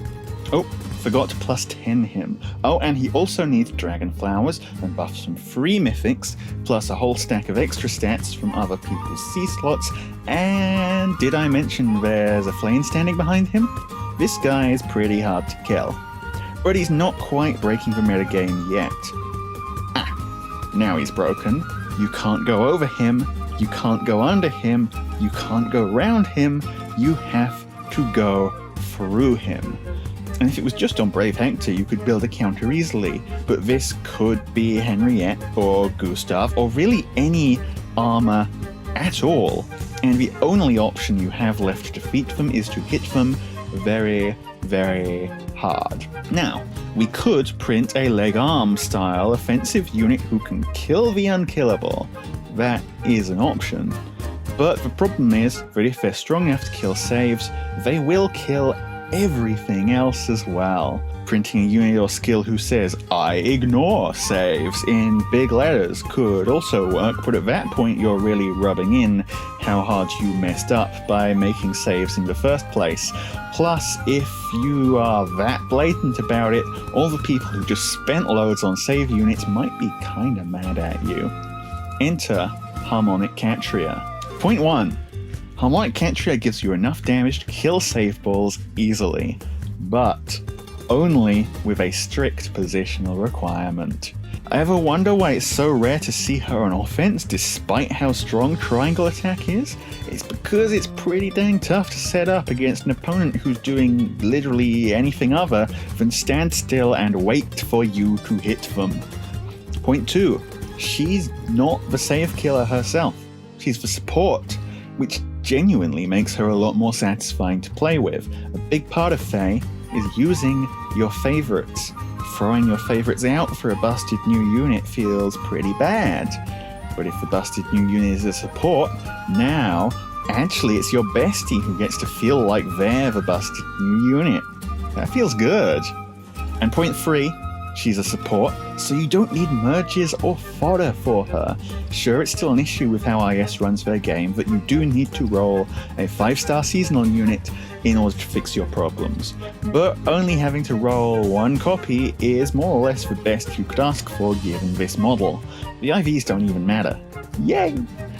Oh, and last but not least, here's a build you can run on her to get a really funny reaction from Vedison. Thanks for sticking around, and I hope that you can join me in appreciating a really rare thing, IS not getting things totally wrong for once. See you next year. Well, if there's one unit I'll have to pick as my absolute favorite unit of the year, it'll most definitely have to be Witch Rhea. Not just for her amazing artwork, but for the skills that she possesses as well. Although her artworks are amazing enough to warrant me summoning anyway, so yeah. You could even say that she looks immaculate. Eh? Wink wink, nudge nudge. Anyway, I absolutely adore her artwork. It's both simplistic and elegant at the same time. Now aside from that small bit, her stat line is very impressive and her breath attack in my opinion was very simplistic. It is very effective at doing its job on her opponents of course. Well now, the build I usually go for her is her base weapon, and for her special it's Aether, and the rest are Disencounter, Dragon Wall, and Steady Breath.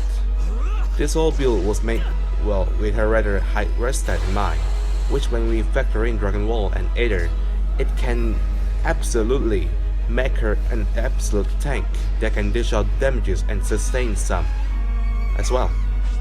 Now, Steady Breath was to ensure that she can proc Aether and give her an extra +4 buff to defense.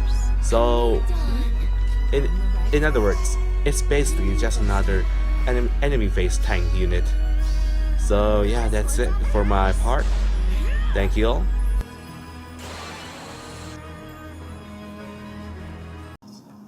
Alright, what's good everyone? Johan here to bring you my favorite unit of 2021.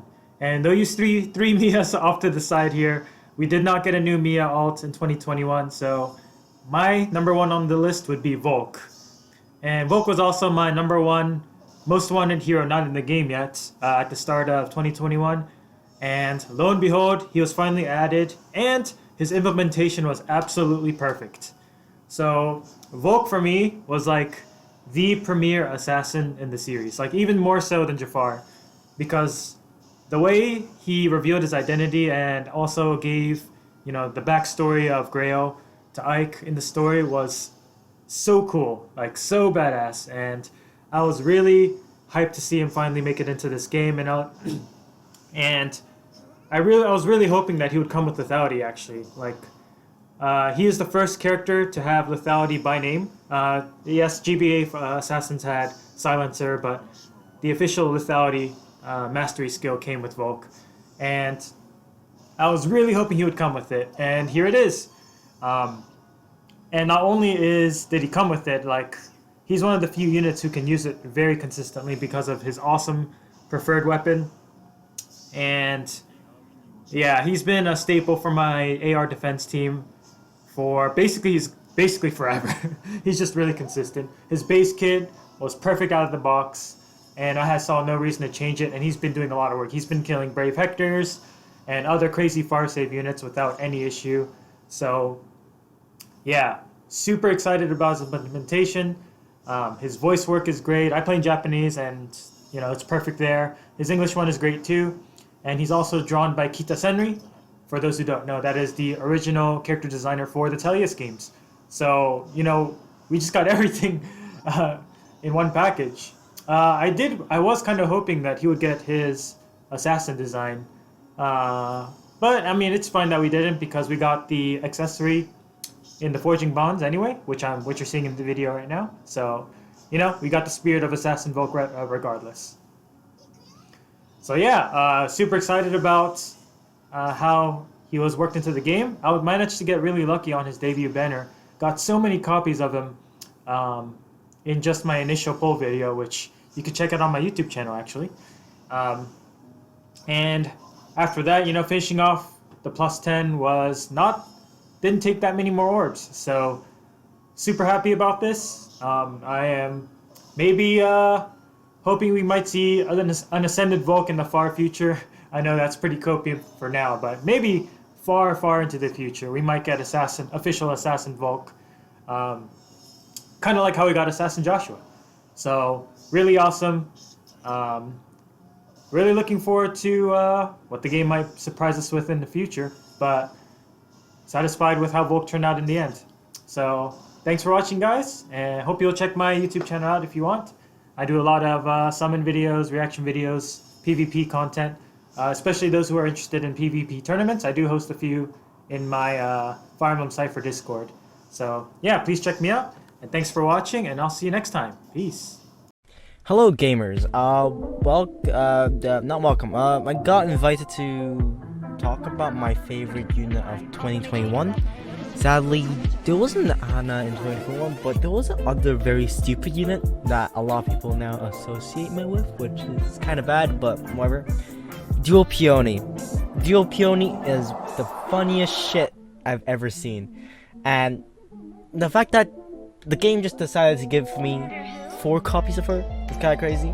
And why she's great? She's Dual Peony. She gives you 2 dances. Well, not a lot, but there are a few dancers who do that now. But she's the only one that's not locked behind harmonized walls or wherever. So I think she's the best one. She also gives like too much attack. Stacking them up is the funniest stuff ever, you know. And yeah, I like playing with her. I like bullying you guys on Ephraid's, and it's funny. I don't know. Hopefully 2022 we'll get an Ana. Please, I ask, please, I'm begging you, please. Next one. Hello everyone, my name is VantageEmblem, and today I'm going to be talking briefly about one of my favorite new units from Fire Emblem Heroes. Now, admittedly, I don't play much Fire Emblem Heroes anymore, and I haven't really touched it since what I consider to be its heyday in 2017-2018, when the skills were simpler and units were simpler, and it was really just streamlined mobile Fire Emblem. At this point, I think there's a lot of skill cram, and I get more excited about units with very short skill descriptions more than anything. But every once in a while, there's an exception to this rule. Today, I'm going to be talking about I guess it's a little bit of an exception, but it still has a fairly meaty kit, and that would be Volk. Volk is, to me, one of my favorite new additions to Fire Emblem Heroes, because A, I get excited whenever they add new Path of Radiance characters, and Volk is absolutely a Path of Radiance, Radiantdawn character, and that makes me excited. Tellius is great, and the characters are well written and exciting, and Volk is just such a fun, he has such a fun gimmick to him in actual Path of Radiance, what with having to spend gold to open chests and stuff like that. And I really was excited to see him represented in this game. Now, this game did something I love, bringing in a balanced skill based on series staple lethality and fully representing his secret double life as an assassin. I think his main skill is interesting, his main weapon, and I think he's a fun unit to use for a dagger unit. I don't really like using many dagger units in Fire Emblem Heroes, but Volk is an exception, and I'm very happy to have him on my team. Hey everyone, my name is Rin. You might also know me as Rintai on Twitter, YouTube, and or Twitch. I was asked to do a small video talking about my favorite unit of 2021 that came out last year. This was like a difficult question, I think, for me at least. I think a lot of other people, look, there's my cat in the background right over there. I think for me and a lot of other people, time has been mixed up ever since COVID's happened and you've had multiple lockdowns, or maybe you caught COVID, you had to stay indoor for 2 weeks, who knows. It feels like 2020 and 2021 as a whole just kind of poofed out of existence, especially 2020. So when I was initially asked this question, I mean, I had two answers right away, so I just didn't know which one I wanted to do for sure until I figured out that one of the units I had previously chosen, which was going to be Duo Sigurd and Deirdre, the Destined Duo from the Dance banner, actually came out in September of 2020. I felt like they hadn't had come out that long ago. I had to search it up just to make sure before filming this, and I was very like, wow, I can't believe it's been that long. Duo units as a whole came out in 2019, with the first one being on a holiday Halloween banner, not Sigurd, Hector and Lelina. So I was like, dang, it's been quite a while since Duo units as a whole, and a lot of stuff has happened with Fae, with Resplendence being a thing, Duo units. Now you have harmonized units, which is really cool. I almost picked Dorothea and Lean. I just thought the concept of them not only being an attire that they both weren't normally usually wearing, to also just having two different dancers from two different games being in one as a really cool concept as well. But from harmonized units all the way to like now we have Ascended heroes, which are hard to describe. We don't quite know. The only pattern we've gotten so far is Joshua, Leharn, and Fjorm. So it's kind of a little harder to predict those. The only thing that we can guess so far is maybe it won't be like legendary units or mythic, so probably not any of the main lords of the series like Marth, Erica, Ephraim, stuff like that. So it's been a very, very interesting year for Fire Emblem Heroes as a whole, from introducing modes that to me feel useless to introducing actually quite fun modes like Summoner Duels. I think Summoner Duels has been probably one of the best updates they've added so far, and I think it's really good. But I think I had to land on, now, if you know me, you know that to me Fire Emblem is less about gameplay as much as it is about the story per se. I have to put that because I feel like in recent years the story hasn't been that good in Fire Emblem. But to me, I guess the emotional attachment, the sentimental feelings I have towards the units matter more to me than the meta of the game.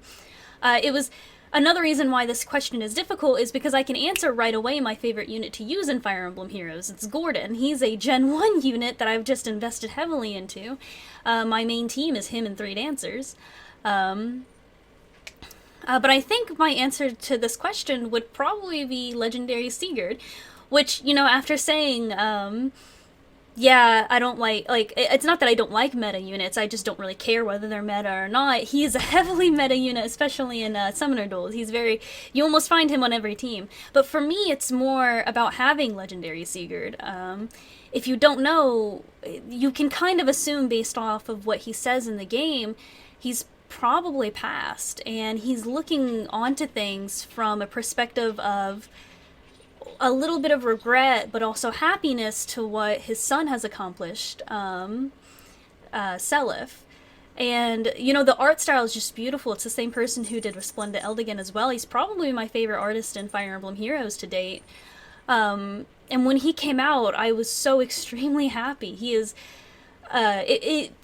so Fire Emblem Heroes, you know, I played Awakening. That was my first Fire Emblem game. And then shortly after Awakening came out, Fire Emblem Heroes came out. And I played it on one account for a while, but I kind of dropped it. School, I had other things to attend to. When I got into college, I played again. But I wanted to start from a fresh new account, especially since a lot of things has changed and updated. So when I played on my new account, my first summon in general,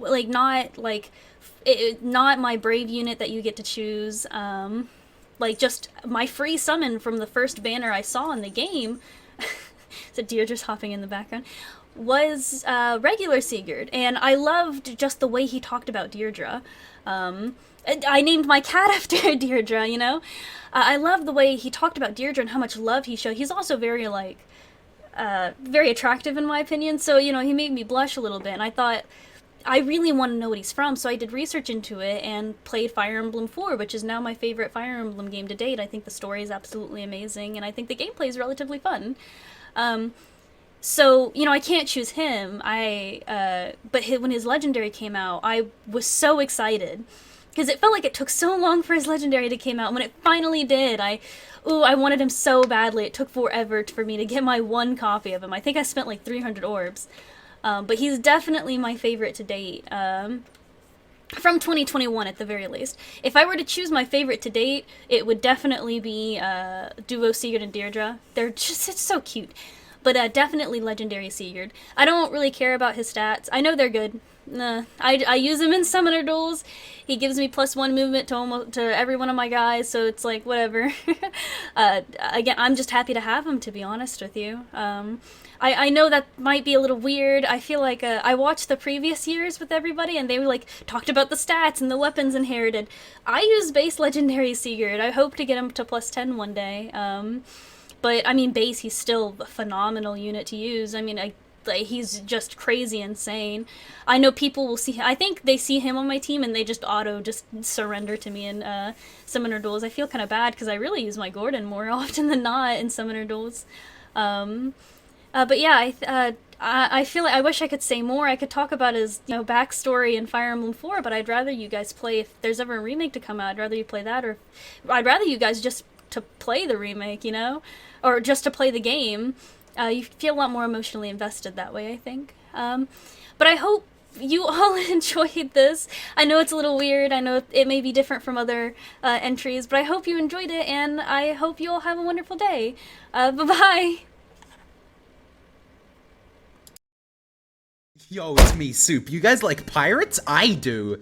Let me say, when my second favorite Radiantdawn character gets added in on my favorite seasonal event, I was absolutely ecstatic. Vika's strong offenses combined with her insane res make her an insanely good mage checker. Along with the conditional 3 movement, is there anything Vika can't do? Yes. Yes, there is.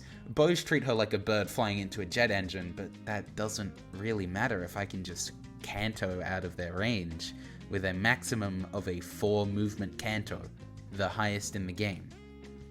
I've loved Vika since my first time playing through Radiantdawn. Alas, 'tis a shame that she f***ed off for most of the game. However, the 4-star focus really makes up for the poor availability because she was incredibly easy to +10 merge. Vika is a great unit who has really done justice by Naruse Oroko and the impeccable VA work of Amber Lee Connors. And all of these factors don't even come close to the fact that she was made into a pirate. I adore pirates and the aesthetic. Sailing the sea, cannons, treasure, it's great. Hell, my Final Fantasy XIV character is dressed like a pirate. So Vika being one really just adds to how much I already love her. So yeah, I've been Soup. Thank you BA Radiantdawn for having me on, and that's why Vika is my favorite unit added in 2021. Hey there everyone, Lord Frigid here, and my favorite unit released in 2021 is Sothe, Sea Blossom Pair. This probably comes as no surprise to anyone who follows my Ether Raids and Abyssal one-turn content. For those who don't, Sothe has been my favorite Fire Emblem character since... around 8 years ago now, when I first played New Mystery of the Emblem. Her consistent excellence in my playthroughs there earned her the top spot on my favorite units list, and she has not been, and probably never will be, dethroned.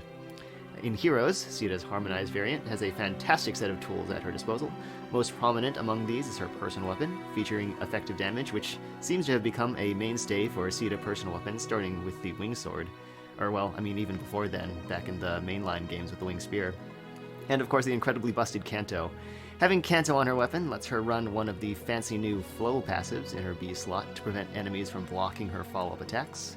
And then to top it all off, her Harmonized skill is a 2-range refresh for a Mystery or Heroes ally, which has all sorts of fun applications.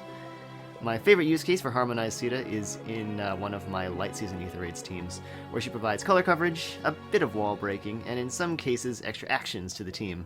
I run her alongside her flying counterpart and usually employ Gale Force Blitz or hit and run strategies. But all the team's core units have not terrible defenses, so tank and retaliate strategies aren't out of the question either. Since Harmonic Seda's release, I've actually deployed the team for over 90% of my Light Season matches, which I still find to be kind of crazy. I'll also use her in Summoner duels, where her effective damage, high base movement, and Kanto make her an absolute menace to opposing teams. I've tried various compositions with save armors and such, but my favorite style is definitely Hyper Offense, with strong threats at both attack ranges. And then, of course, I have my Seda Emblem Abyssal 1-turn clears at the end of each month, where I use her Harmonized skill as an invaluable tool, given that none of the Seda variants have Sing or Dance. So overall, I'm very happy with Seda's Harmonized variant, and I can't wait to see what's in store for Seda in the future. Hello everyone, my name is Stitched, and I was asked to be a part of this video this year of our favorite units from 2021, so thank you for inviting me. I do appreciate it. I feel like if you have heard of me or watched any of my videos, even if you haven't, I am the world's biggest Dedue fan. So he's my favorite unit that came out in 2021. I remember when the trailer dropped, I was in the middle of playing Xenoblade Chronicles, and the trailer came out, and I think people kind of figured it would be 3 houses. I mean, now we kind of expect every banner to be 3 houses, but for the new heroes, people were kind of guessing it would be 3 houses. So when the notification popped up and I saw it, I was like, okay. So I dropped everything, pulled up that trailer, and man, oh man, when I saw Dedue on it, I screamed. My then boyfriend, now fiance, ran out. He was so concerned, and I'm like, no, Dedue finally made it into Fire Emblem Heroes, and he's like, oh my god, he was so happy for me, because he knows how much I love Dedue as well. So he turned out to be a very good unit in Fae as well. I plus 10 mine this year. Unfortunately, he came with the super premium near save, so this is where my 11 copies of that went. But I really like this build I have. He's a total monster. He can kind of handle pretty much almost any melee threat. He's my Fallen Edelgard counter because she cannot bust through his defense, and he just hits her back in the mouth with a Heavy Blade 4 Ignis. Yeah, I totally love using this unit. I mean, the only thing I could really ask for is that he had a PRF instead of just Steadfast Axe, but Steadfast Axe is good on him. And I'm sure there will be more good axes released that make him even more of a good unit, because that's all we get. So yeah, here's my build. I think the only maybe questionable part is that I use an Ascended trait on HP. It's because a lot of the time I use them in Arena, and a lot of the time in Arena I still see a lot of dragons, and I usually float between 18 and 20. So I see a lot of dragons, and I don't know. I just feel like having HP is having a boost to both defense and resistance, and I didn't feel like he needed the man's already got 57 base defense. I mean, I don't really think he needs more than that, in my opinion. So I went with HP. I can always change it though. I have a lot of trait fruits. So yeah, this is my Dedue. He's plus 10. I love using him. I use him in every game mode I can possibly use him. He's my lead unit.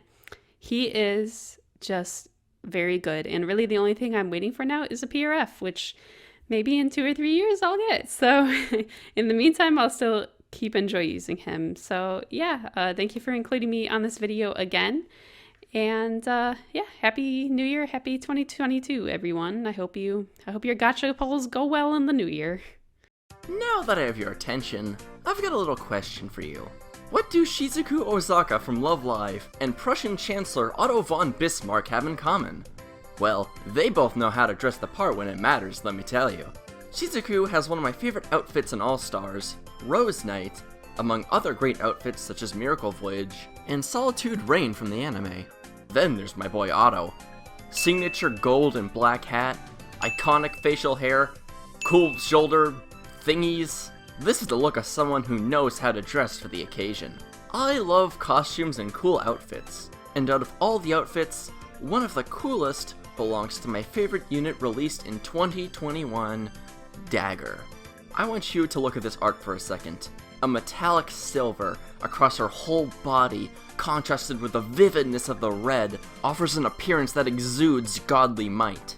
Her massive sandals immediately stuck out to me as if she were a being of Greek mythos.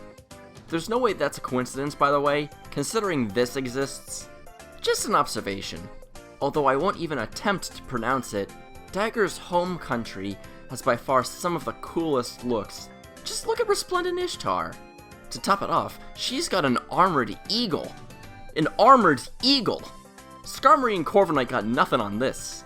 But even beyond just the design, I love her interactions with Alphonse, along with her general tomboyish, do-my-own-thing attitude. I somehow managed to get 4 copies of her, and me and my +3 Dagger out here making history, making gains, making love. Okay, sadly not that last one. Anyway, Bird Lady hits different. Thanks for coming to my TED Talk. Goodbye.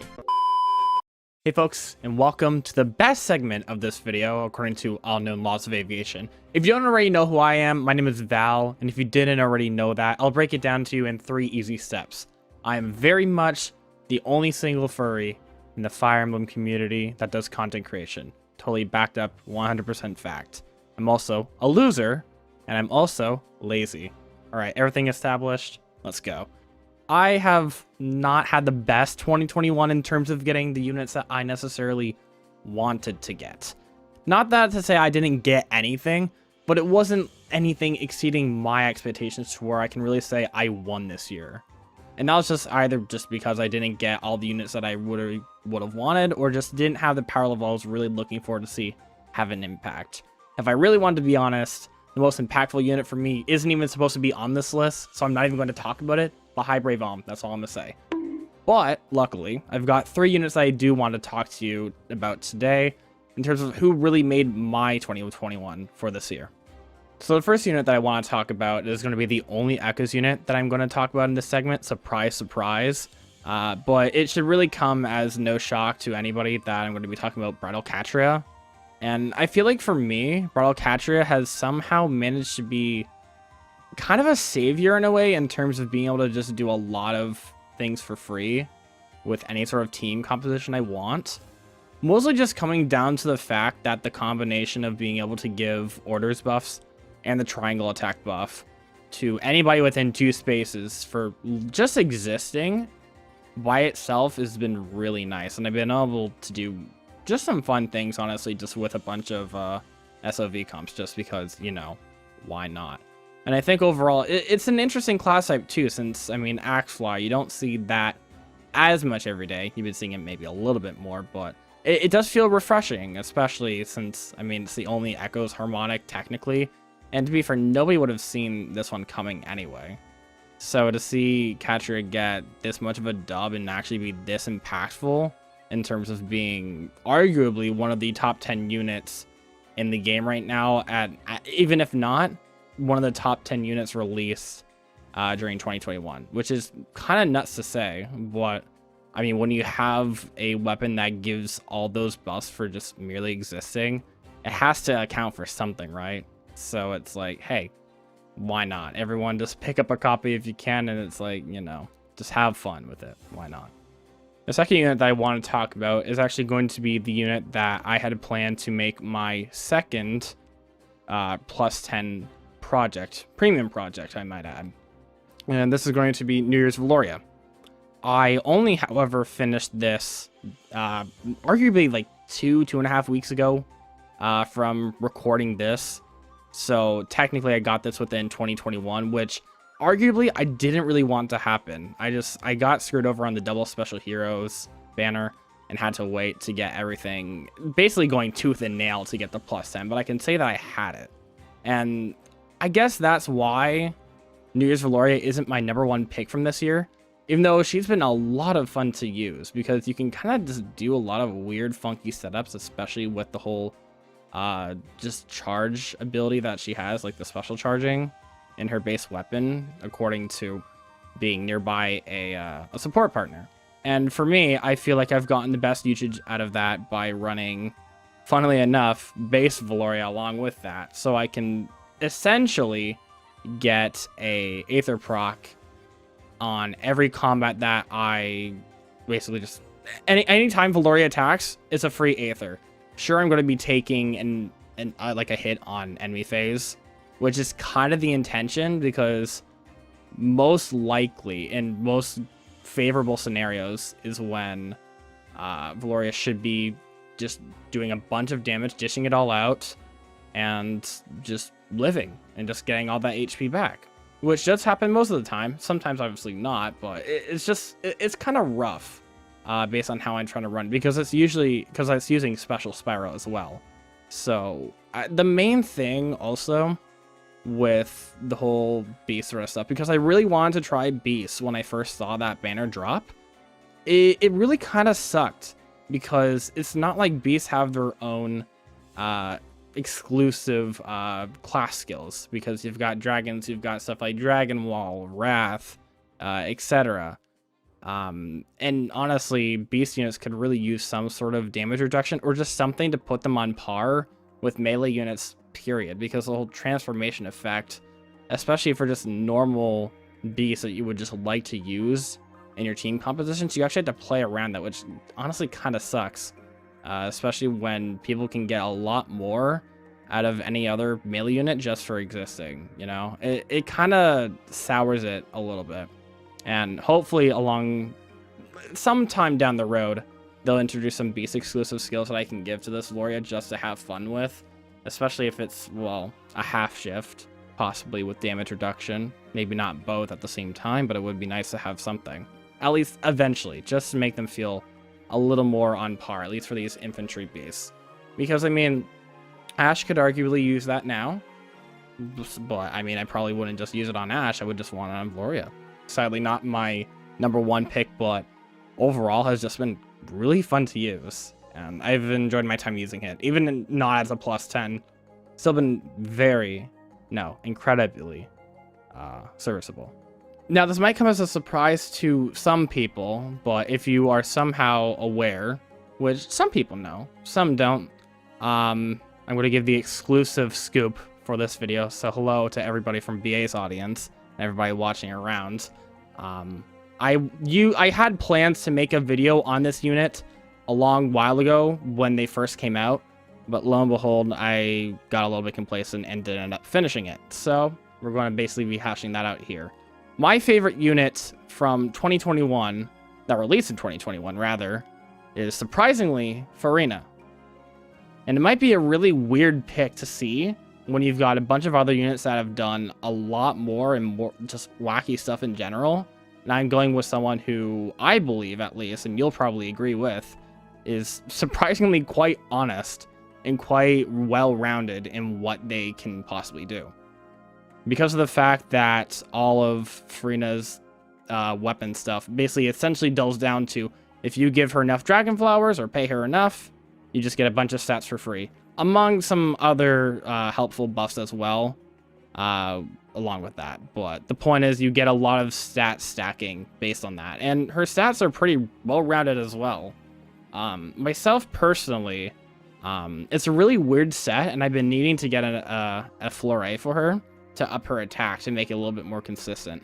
But I feel like one thing that I've been able to do, since she can do a lot with her stats, she could, at least what I have, is a heavy blade dive bomb Gale Force setup, which has been working quite nicely so far. I just need to up her attack to make it a little bit more consistent and eventually get more merges, since I still have her at +1.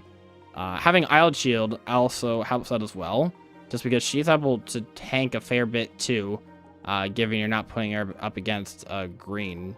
That'll just shred through her. Surprisingly, she can actually deal with a lot and just work out perfectly fine, and it's been a lot of fun. But I think what comes down to it mostly, and what I really want to hone in on for Furina, and to hopefully get other people at least looking at her, is the fact that she can do any sort of skill set that you want her to do. I remember watching a little bit ago when I believe it was Byleth's map that dropped, or somebody's. No, it was Reeve, I think. I honestly don't remember. I think it was Reeve though. I saw a Furina Shrew solo that used a Bracing Stance 3 with some sort of Gale Force in there as well. Basically just doing a very tanky set. And surprisingly enough, that still works out. You can basically mold your Furina into anything that you want them to do, and I think that's fine. Being able to perform and do basically anything that you want that unit to do is honestly quite nice, and I like that I've been able to shape my own Furina into whatever I see fit. So I'm hoping one day, once Furina is maybe a little bit more easily accessible and a lot more people can try her out, that you'll see that, hey, you can do a lot of weird fun things with her and it's worth giving her a shot. But even now, if you want to even give her a shot, you can take my word for it, but maybe not. You can also just take a look for yourself. If you have a Furina, try messing around some stuff. You have a lot at your disposal that you can work with. You just gotta give her a little bit of love and it's just fine. Simple as that. And with that, that concludes my whole segment of this. If you like what I sort of do, I mean, you can come over to my channel. I'm not going to ask you to subscribe at all. Rather, I would rather you subscribe to BA for organizing this and just, you know, being a swell guy. Leave a like on this video. And if you like this segment, you know what? Leave a comment here saying, hi, furry. There you go. Also, I would highly recommend that you hit the notification bell or else something might happen. Someone's gonna get you. Oh shit, I'm sorry. Hi everyone, I'm Hoodie Angel Brandon, and for my favorite unit of 2021, it was a tough choice. There were a lot of great units released this year that I enjoyed, either for playstyle, their fodder, or simply because they were a character I like. In fact, some of my favorite characters in the series got alts this year, from Best Daughter Fallen Female Morgan with all her teenage angst, Summer Ash, who's a character I've been waiting for since before Three Houses even released, the legendary Guiding Star of Fodland, Byleth, but my top pick for this year is Maelkorn's Ninja Alt. I absolutely adore the way it looks and how it represents his ties to Hoshido, and I love the way that he can rush over, hit hard, and bounce in and out of enemy lines using Gale Force. He can stack some true damage with his default Naginata, and he's just a very fun unit to use. He can also play some defensive builds, though I find a full offensive set to be a bit more consistent for him personally.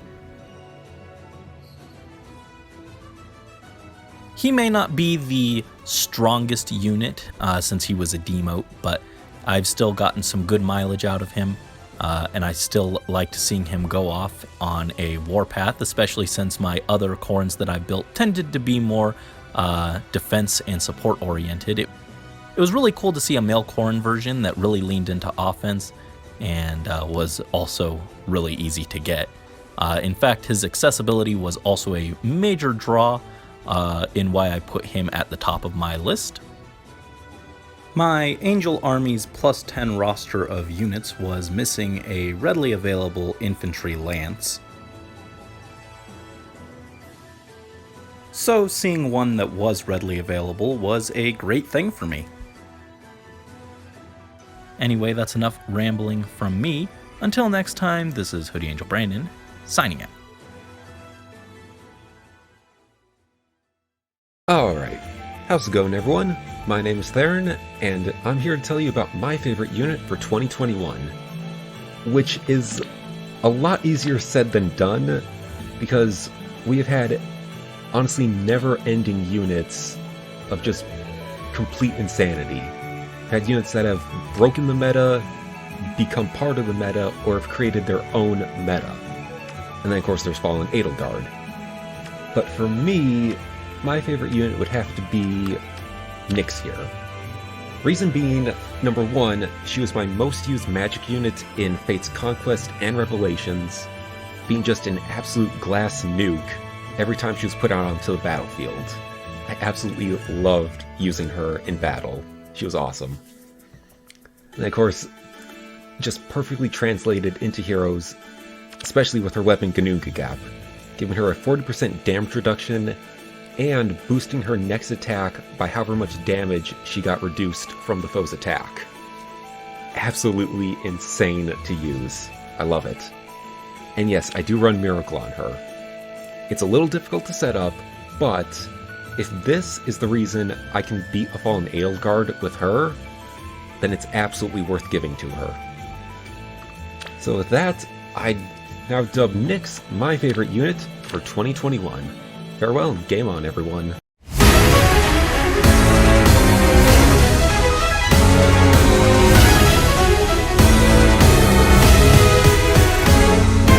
Well, greetings, warriors. Hi, if you don't know me, my name is Pretty. So, I was graciously invited to join this collab, and I'm very excited to talk about my favorite unit in 2021, and that is Niffle! If you guys are unfamiliar with my channel, I freaked out quite a lot when Niffle was, announced. What? No.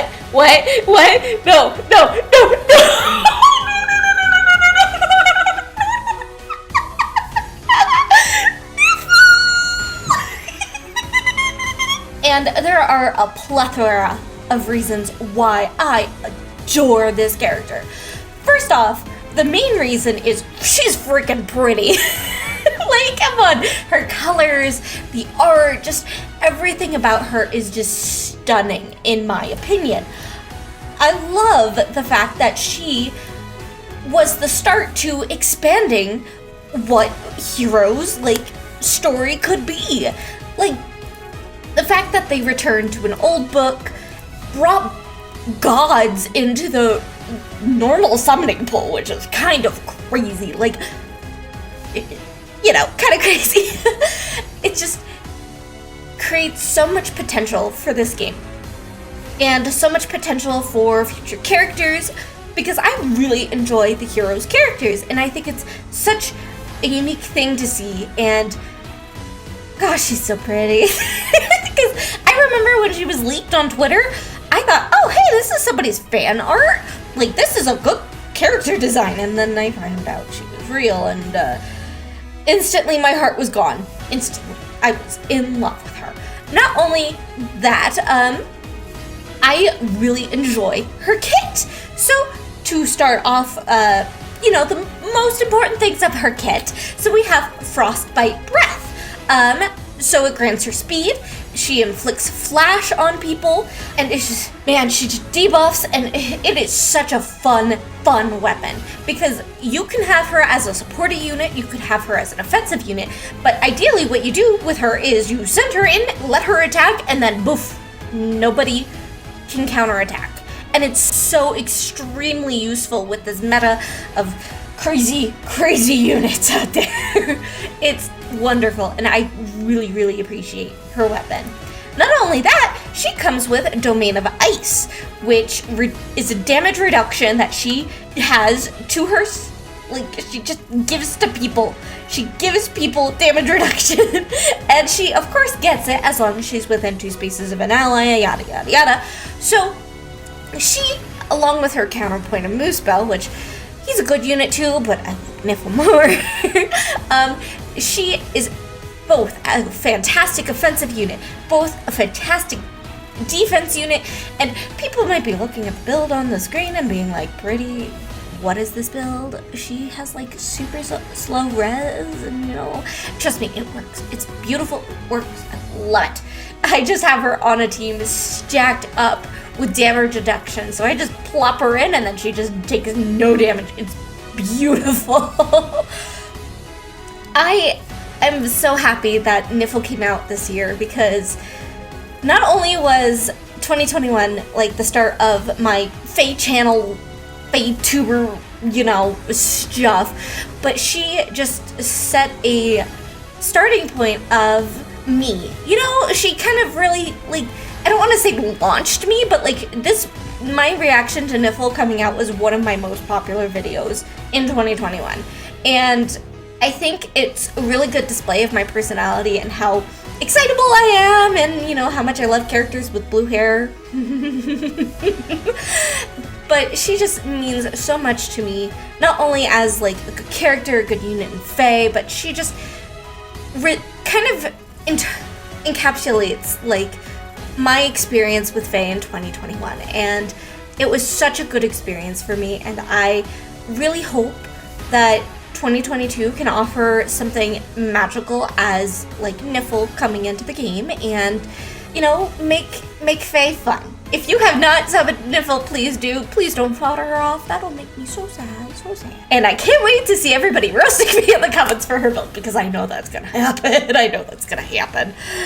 But thank you for just listening to me gush about Niffle for a little bit, and give the God of Ice some head pats, because she deserves it. She has had a rough. So thank you for having me on this collab, and I hope everybody takes a drink of water, please. Please do. It is good for you. And I will see you guys next time. Bye-bye. Hey there everyone, Guardian E here to talk about my favorite unit in Fire Emblem Heroes for 2021. Now, I think a lot of people familiar with my content would expect my answer to be Ft.Pheonixmaster1 and Camilla. And they'd be right. And they might be saying, Guardian, you're just picking that duo because it has Camilla in it. And they'd be right again. What can I say? I am nothing if not consistent. Look, obviously, I'm a Camilla fan, that's no secret. I run Camilla Emblem to clear all content in the game on my channel, and I'm a pretty big Hinoka fan as well, to be honest with you. She was part of my very first flyer team in Fire Emblem Heroes back in year 1. So as you can imagine, I was just a wee bit excited when this particular duo was revealed during the Fae channel.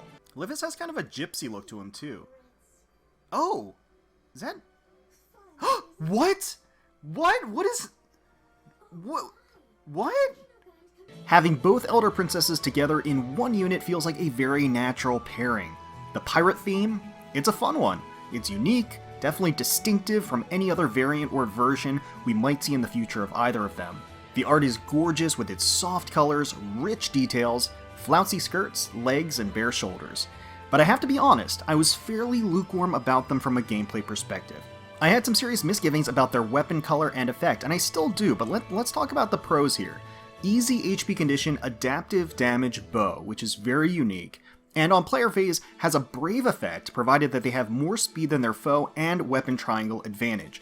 Now at first glance, seems like a blue armor killer meant to combat the likes of Save Brave Hector, which I'm not really crazy about, because I think that chasing meta counters is the worst way to design a character for longevity and versatility. The limitation of the Brave effect in only a color advantage matchup feels like overkill, frankly, and unnecessarily throttling of their player phase output, especially since they're a color bow rather than the more versatile colorless bow. Now that said, the ranged adaptive damage is something really rare, and then you have both flyer and armor effectiveness built into the weapon alongside completely shutting down blue threats. So you have a unit that performs very, very well against a sizable portion of the Fae cast. And there's no denying the potential of the duo skill and how it perfectly complements flyer teams, both enhancing the movement capability of their allies and inflicting widespread gravity on most ranged threats, creating a substantial differential in mobility between player and foe. It works synergistically with Kanto and Trace skills, and it can easily turn the tide and be a complete game changer in PvE, arena, ether raids, and even summoner duels. And an activated +6 bonus to attack and speed for all allies in a huge range? That ain't too shabby either. The only real downside is that the gravity effect of the duo skill doesn't deploy against flyers, which feels like a very odd omission. I myself have a huge affinity for flyers and flyer teams in general, Flyer Emblem. I always have since more or less day 1 of the game, so any movement or buff support centered around flyers is perfect for me. And frankly perfect for the Princesses of the Skies from Fates. And again, while I have some reservations about their weapons' overall versatility and limitations going forward, well, we always have a future weapon refine to look forward to as well. So with that, that is why I am picking Pirate Hinoka and Camilla as my favorite Fae unit of 2021. And before I close out, I just want to thank BA Radiantdawn for reaching out and asking for my thoughts on my favorite unit and putting in all the work on compiling this. Big kudos to them, and thank you so much for watching.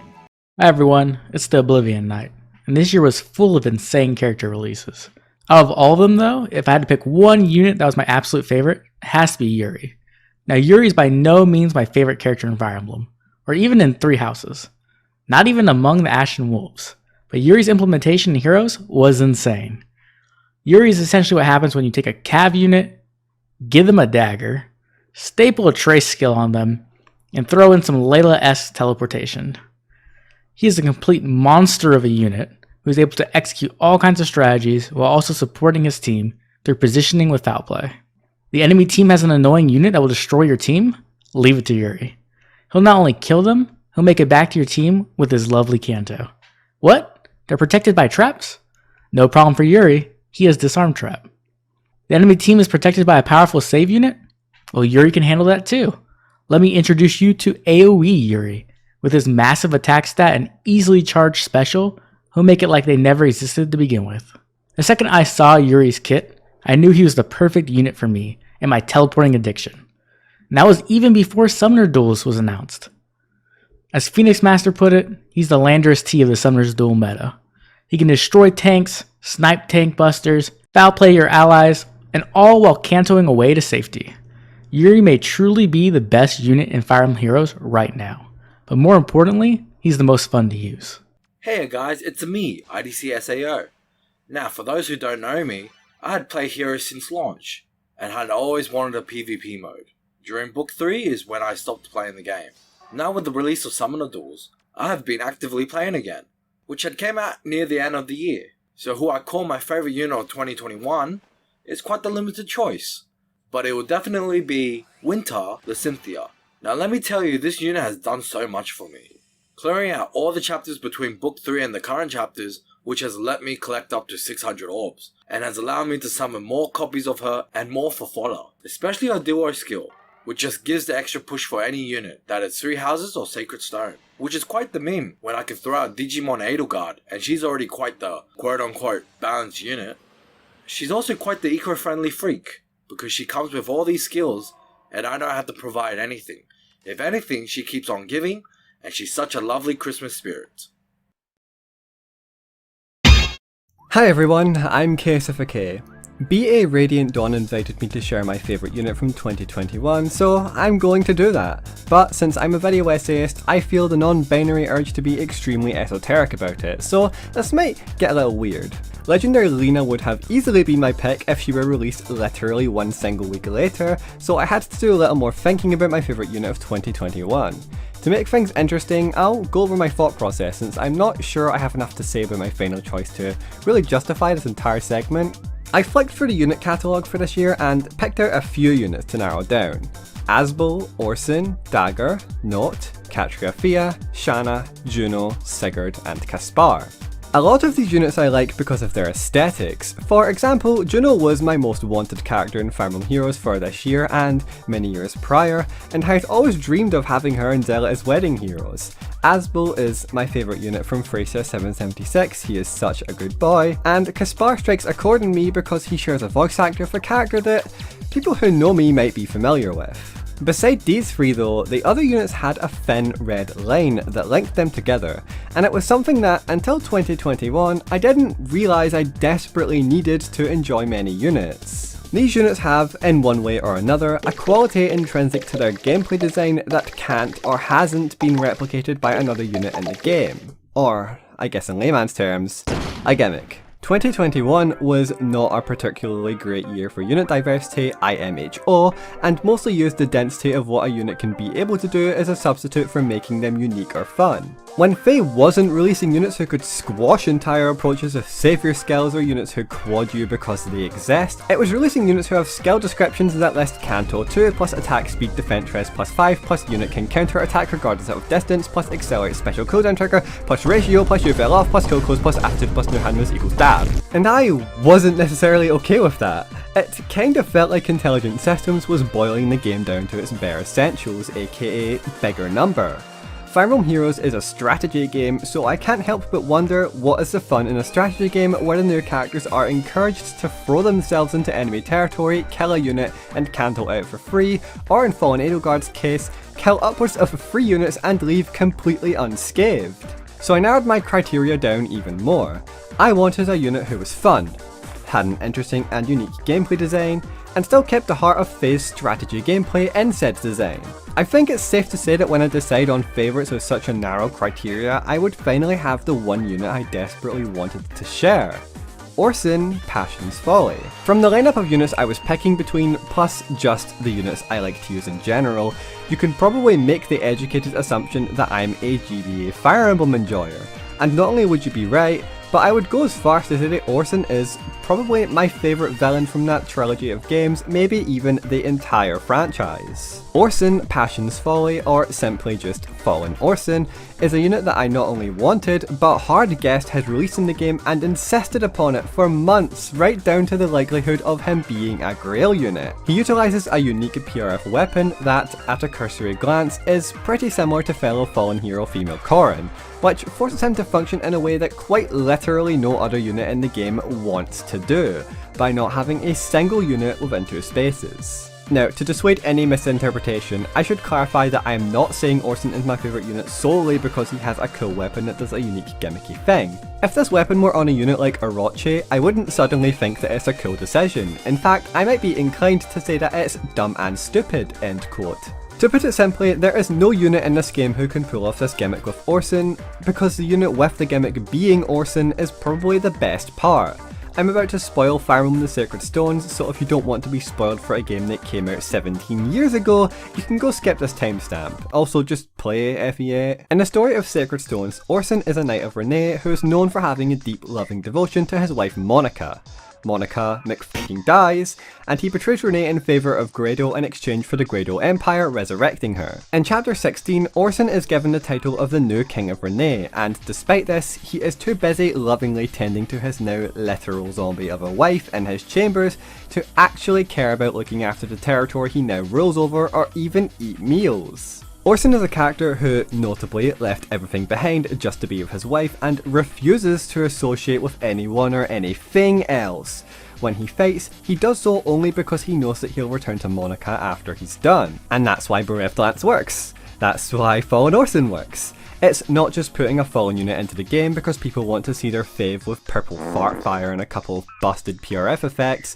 This unit tells a goddamn story. He's so balanced, authentic, and him, that to me it would feel wrong to give him any other weapon, even if it might make him more meta by doing so. If I run Stout Lance on Orson, I may as well run Rocher. If I run Springy Lance on Orson, I may as well run Minerva. In any moment I'm running Bereft Lance, the way I'm playing, the way the game wants me to play, that's Orson. That's unequivocally Orson. And to see my favourite Fire Emblem villain represented in a way that only he could pull off just makes me happy, it makes me fulfilled, and I suppose it does also make me recognised as the My Wife is Dead. Thanks, Fedison. Just before I end off, I want to quickly self-plug and say that if you like my segment in this video, please consider checking me out on my own channel, Chaos, where I often make video essays kinda sorta similar to this segment. And the same applies to literally any other creator in this video, our links are in the description. Thanks, be excellent to each other, and party on, dudes. TTYL. Hey, I'm Levinsetti. I really gave this a lot of thought, and I spent weeks thinking about what I was going to say about how my favorite unit of the year is Harmonic Leaf and Selith. How I look like Leaf, how they made player face fun for me again, and how they're actually a meta-relevant, powerful unit, while also feeling shockingly well-balanced and fair, which is so rare in 2021. But then I got thinking, who was the unit who actually did the most work for me in 2021? And the answer to that, I think, is pretty clear. It's gotta be Baby Innis. But I can't just say him, can I? I mean, even with everything he did, it was the AI controlling him, not me. And that's no fun. So then, finally, my brain actually activated for once in my life. It's rarer and rarer. And the true answer came to me. the one unit who created the most joy for me in Fire Emblem Heroes this year, the one who cultivated that sense of pride and accomplishment, was none other than Baby Tana. I'm pretty surprised too, but it's no secret that AR is my favorite part of the game, and I don't think anything has ever been as satisfying as using her movement to crush legendary Sigurd maps and return traps on the first turn, back when those were the hot new threats. While her warpies are no longer totally unparalleled like they were when she came out, I do actually still get a decent amount of use out of her to this day, with only minor changes to the original team I built around her. And given the kind of meta swings we've seen, I think that's pretty cool, and immensely satisfying. She has enough effects built in to let me accidentally get away with strategies where I completely overlooked something important and have no business winning. And if you've seen my channel, you know that happens pretty often. Her weapon's extra defenses on initiation, that rain skill she comes with to hit stat checks, and a trace skill so that she always gets some sort of extra move even if I miss Gale Force. It's luxurious. Despite the fact that I have her at arguably the worst possible IV spread, plus HP and minus attack, she rarely lets me down and consistently impresses me. And I've always liked Tana, even if she's not one of my absolute favorite Fire Emblem characters. At the end of the day, for me what's most important is fun game mechanics, and this is the unit that best delivered on that front for me in 2021. Here's to baby forcing into a new year. Hello everyone, my name is Jay, aka Captain Falchion, and I'm here today to talk about my favorite unit of Fire Emblem Heroes in 2021, and that is none other than my boy Brave Marth. So why is Brave Marth my favorite unit? There's a lot of reasons. First off, Marth is one of my favorite Fire Emblem characters of all time, one of my favorite video game characters of all time. I've been playing him in Smash since I was a child. I've played his games. I just love Marth, and I've stuck with him ever since. And you know, Brave Marth is pretty much the result of a long struggle, because he represents the end of a struggle, because you know he got third place and fell short in Choose Your Legends multiple years. I've been voting for him every single year since Choose Your Legends started, and after almost 5 years he finally got it. So you know, that was a beautiful moment. Even though he didn't get first place like me and Marth fans wanted, he still got second, and his second, you know, this variant is very, very good. And a lot of people would say that the second place winners are actually better than the first place winners. So I'm really glad how he turned out as a unit. At first I was bummed out that he was another Sword Infantry, because you know he has enough Sword Infantry versions, but if you're going to make him a Sword Infantry, make him very, very good, and they did that. So Genesis Falchion is the main reasons why he's so good, because this weapon is stacked. It has so many effects. It has -1 cooldown. He's got the dragon effect in this. He has +5 to everything. He's got no follow-up. He has another +5 attack, because why not? He's got self-healing. He's got Vantage. So almost everything you'd want in Sword Infantry. And of course comes with Shining Emblem, which is one of the best specials in the game. Scales off based off his speed, which is very, very high. I didn't even talk about his stat spread. His stat spread is amazing. 40-40 offenses, or higher than 40, with super boons in both attack and speed. Decent defenses. You know, he comes with Spurn. He's pretty much the full package. Like I said, almost anything and everything you want in a Sword Infantry. So you know, those reasons, he is a top tier unit, and easily a top 3 Sword Infantry unit, if not the best one in the game. I don't think it's too crazy now to say that he's the best Sword Infantry unit in the game right now. I know when he first came out, a lot of people were sleeping on him because they just thought, oh, it's another Sword Infantry. And yes, he is another Sword Infantry, but he is a step above a lot of the previous top tiers. Easily, because just look at this weapon. It's insanely good, and it's very, very easy for him to get the effects because he just needs to get the buffs, and Shining Emblem does that. So not only can he be an incredibly powerful unit, he can also power up his allies, and so he's just an incredibly good unit, man. I can't speak enough, because like I've been using him for several months now in every competitive mode, Aether Raids, Arena Assault, and it sometimes feels like I'm cheating with him. He's that good. He feels like a cheat code. And yeah, so Brave Marth, I hope people don't sleep on him, because he's a very, very good unit. And you know, the builds I have on him, he's a very versatile unit as well. He doesn't have to run, you know, the classic disencounter builds, you know, with Time's Pulse or like a joint drive skill. He can also run No See Disrupt. He can also run Gale Force Wind Sweep, because he's got no follow-up. He can also run Unity skills right there. He can also run Special Spiral, which is what his young version used to do. Even though Vantage isn't as good as it used to be, it's not as popular and as good as it used to be, he's still actually one of the better ones, because Shining Emblem is hitting really, really hard with his high attack stat and his high speed, and it just, like, it saved me a lot of times, the Vantage built in his weapon.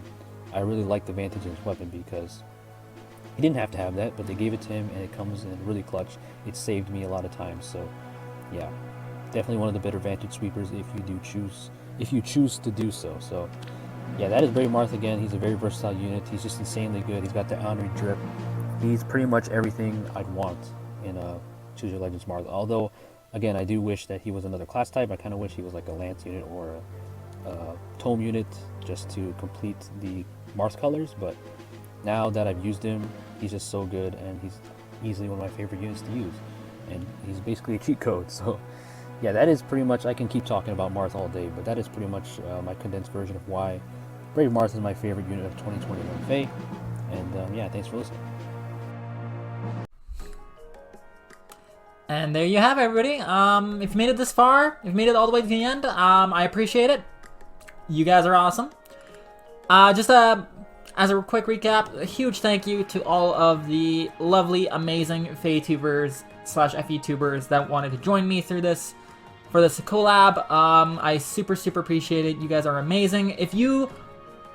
Those of you that are watching, if you enjoyed certain parts, be sure to like, comment, subscribe to not just me, but to those parts as well, whoever you enjoyed. And honestly, my goal for this video is to kind of be like if someone's looking to know like who all's in the community in terms of FaeTubers, or is looking for some new content, this video will be the recommended one to let people know who all's out there in terms of FaeTubing, in terms of different kinds of gameplay videos, or unit builds, or strategies, or anything like that. I want this to be the video that people go to when they're looking for something new, or when they're looking for something in particular.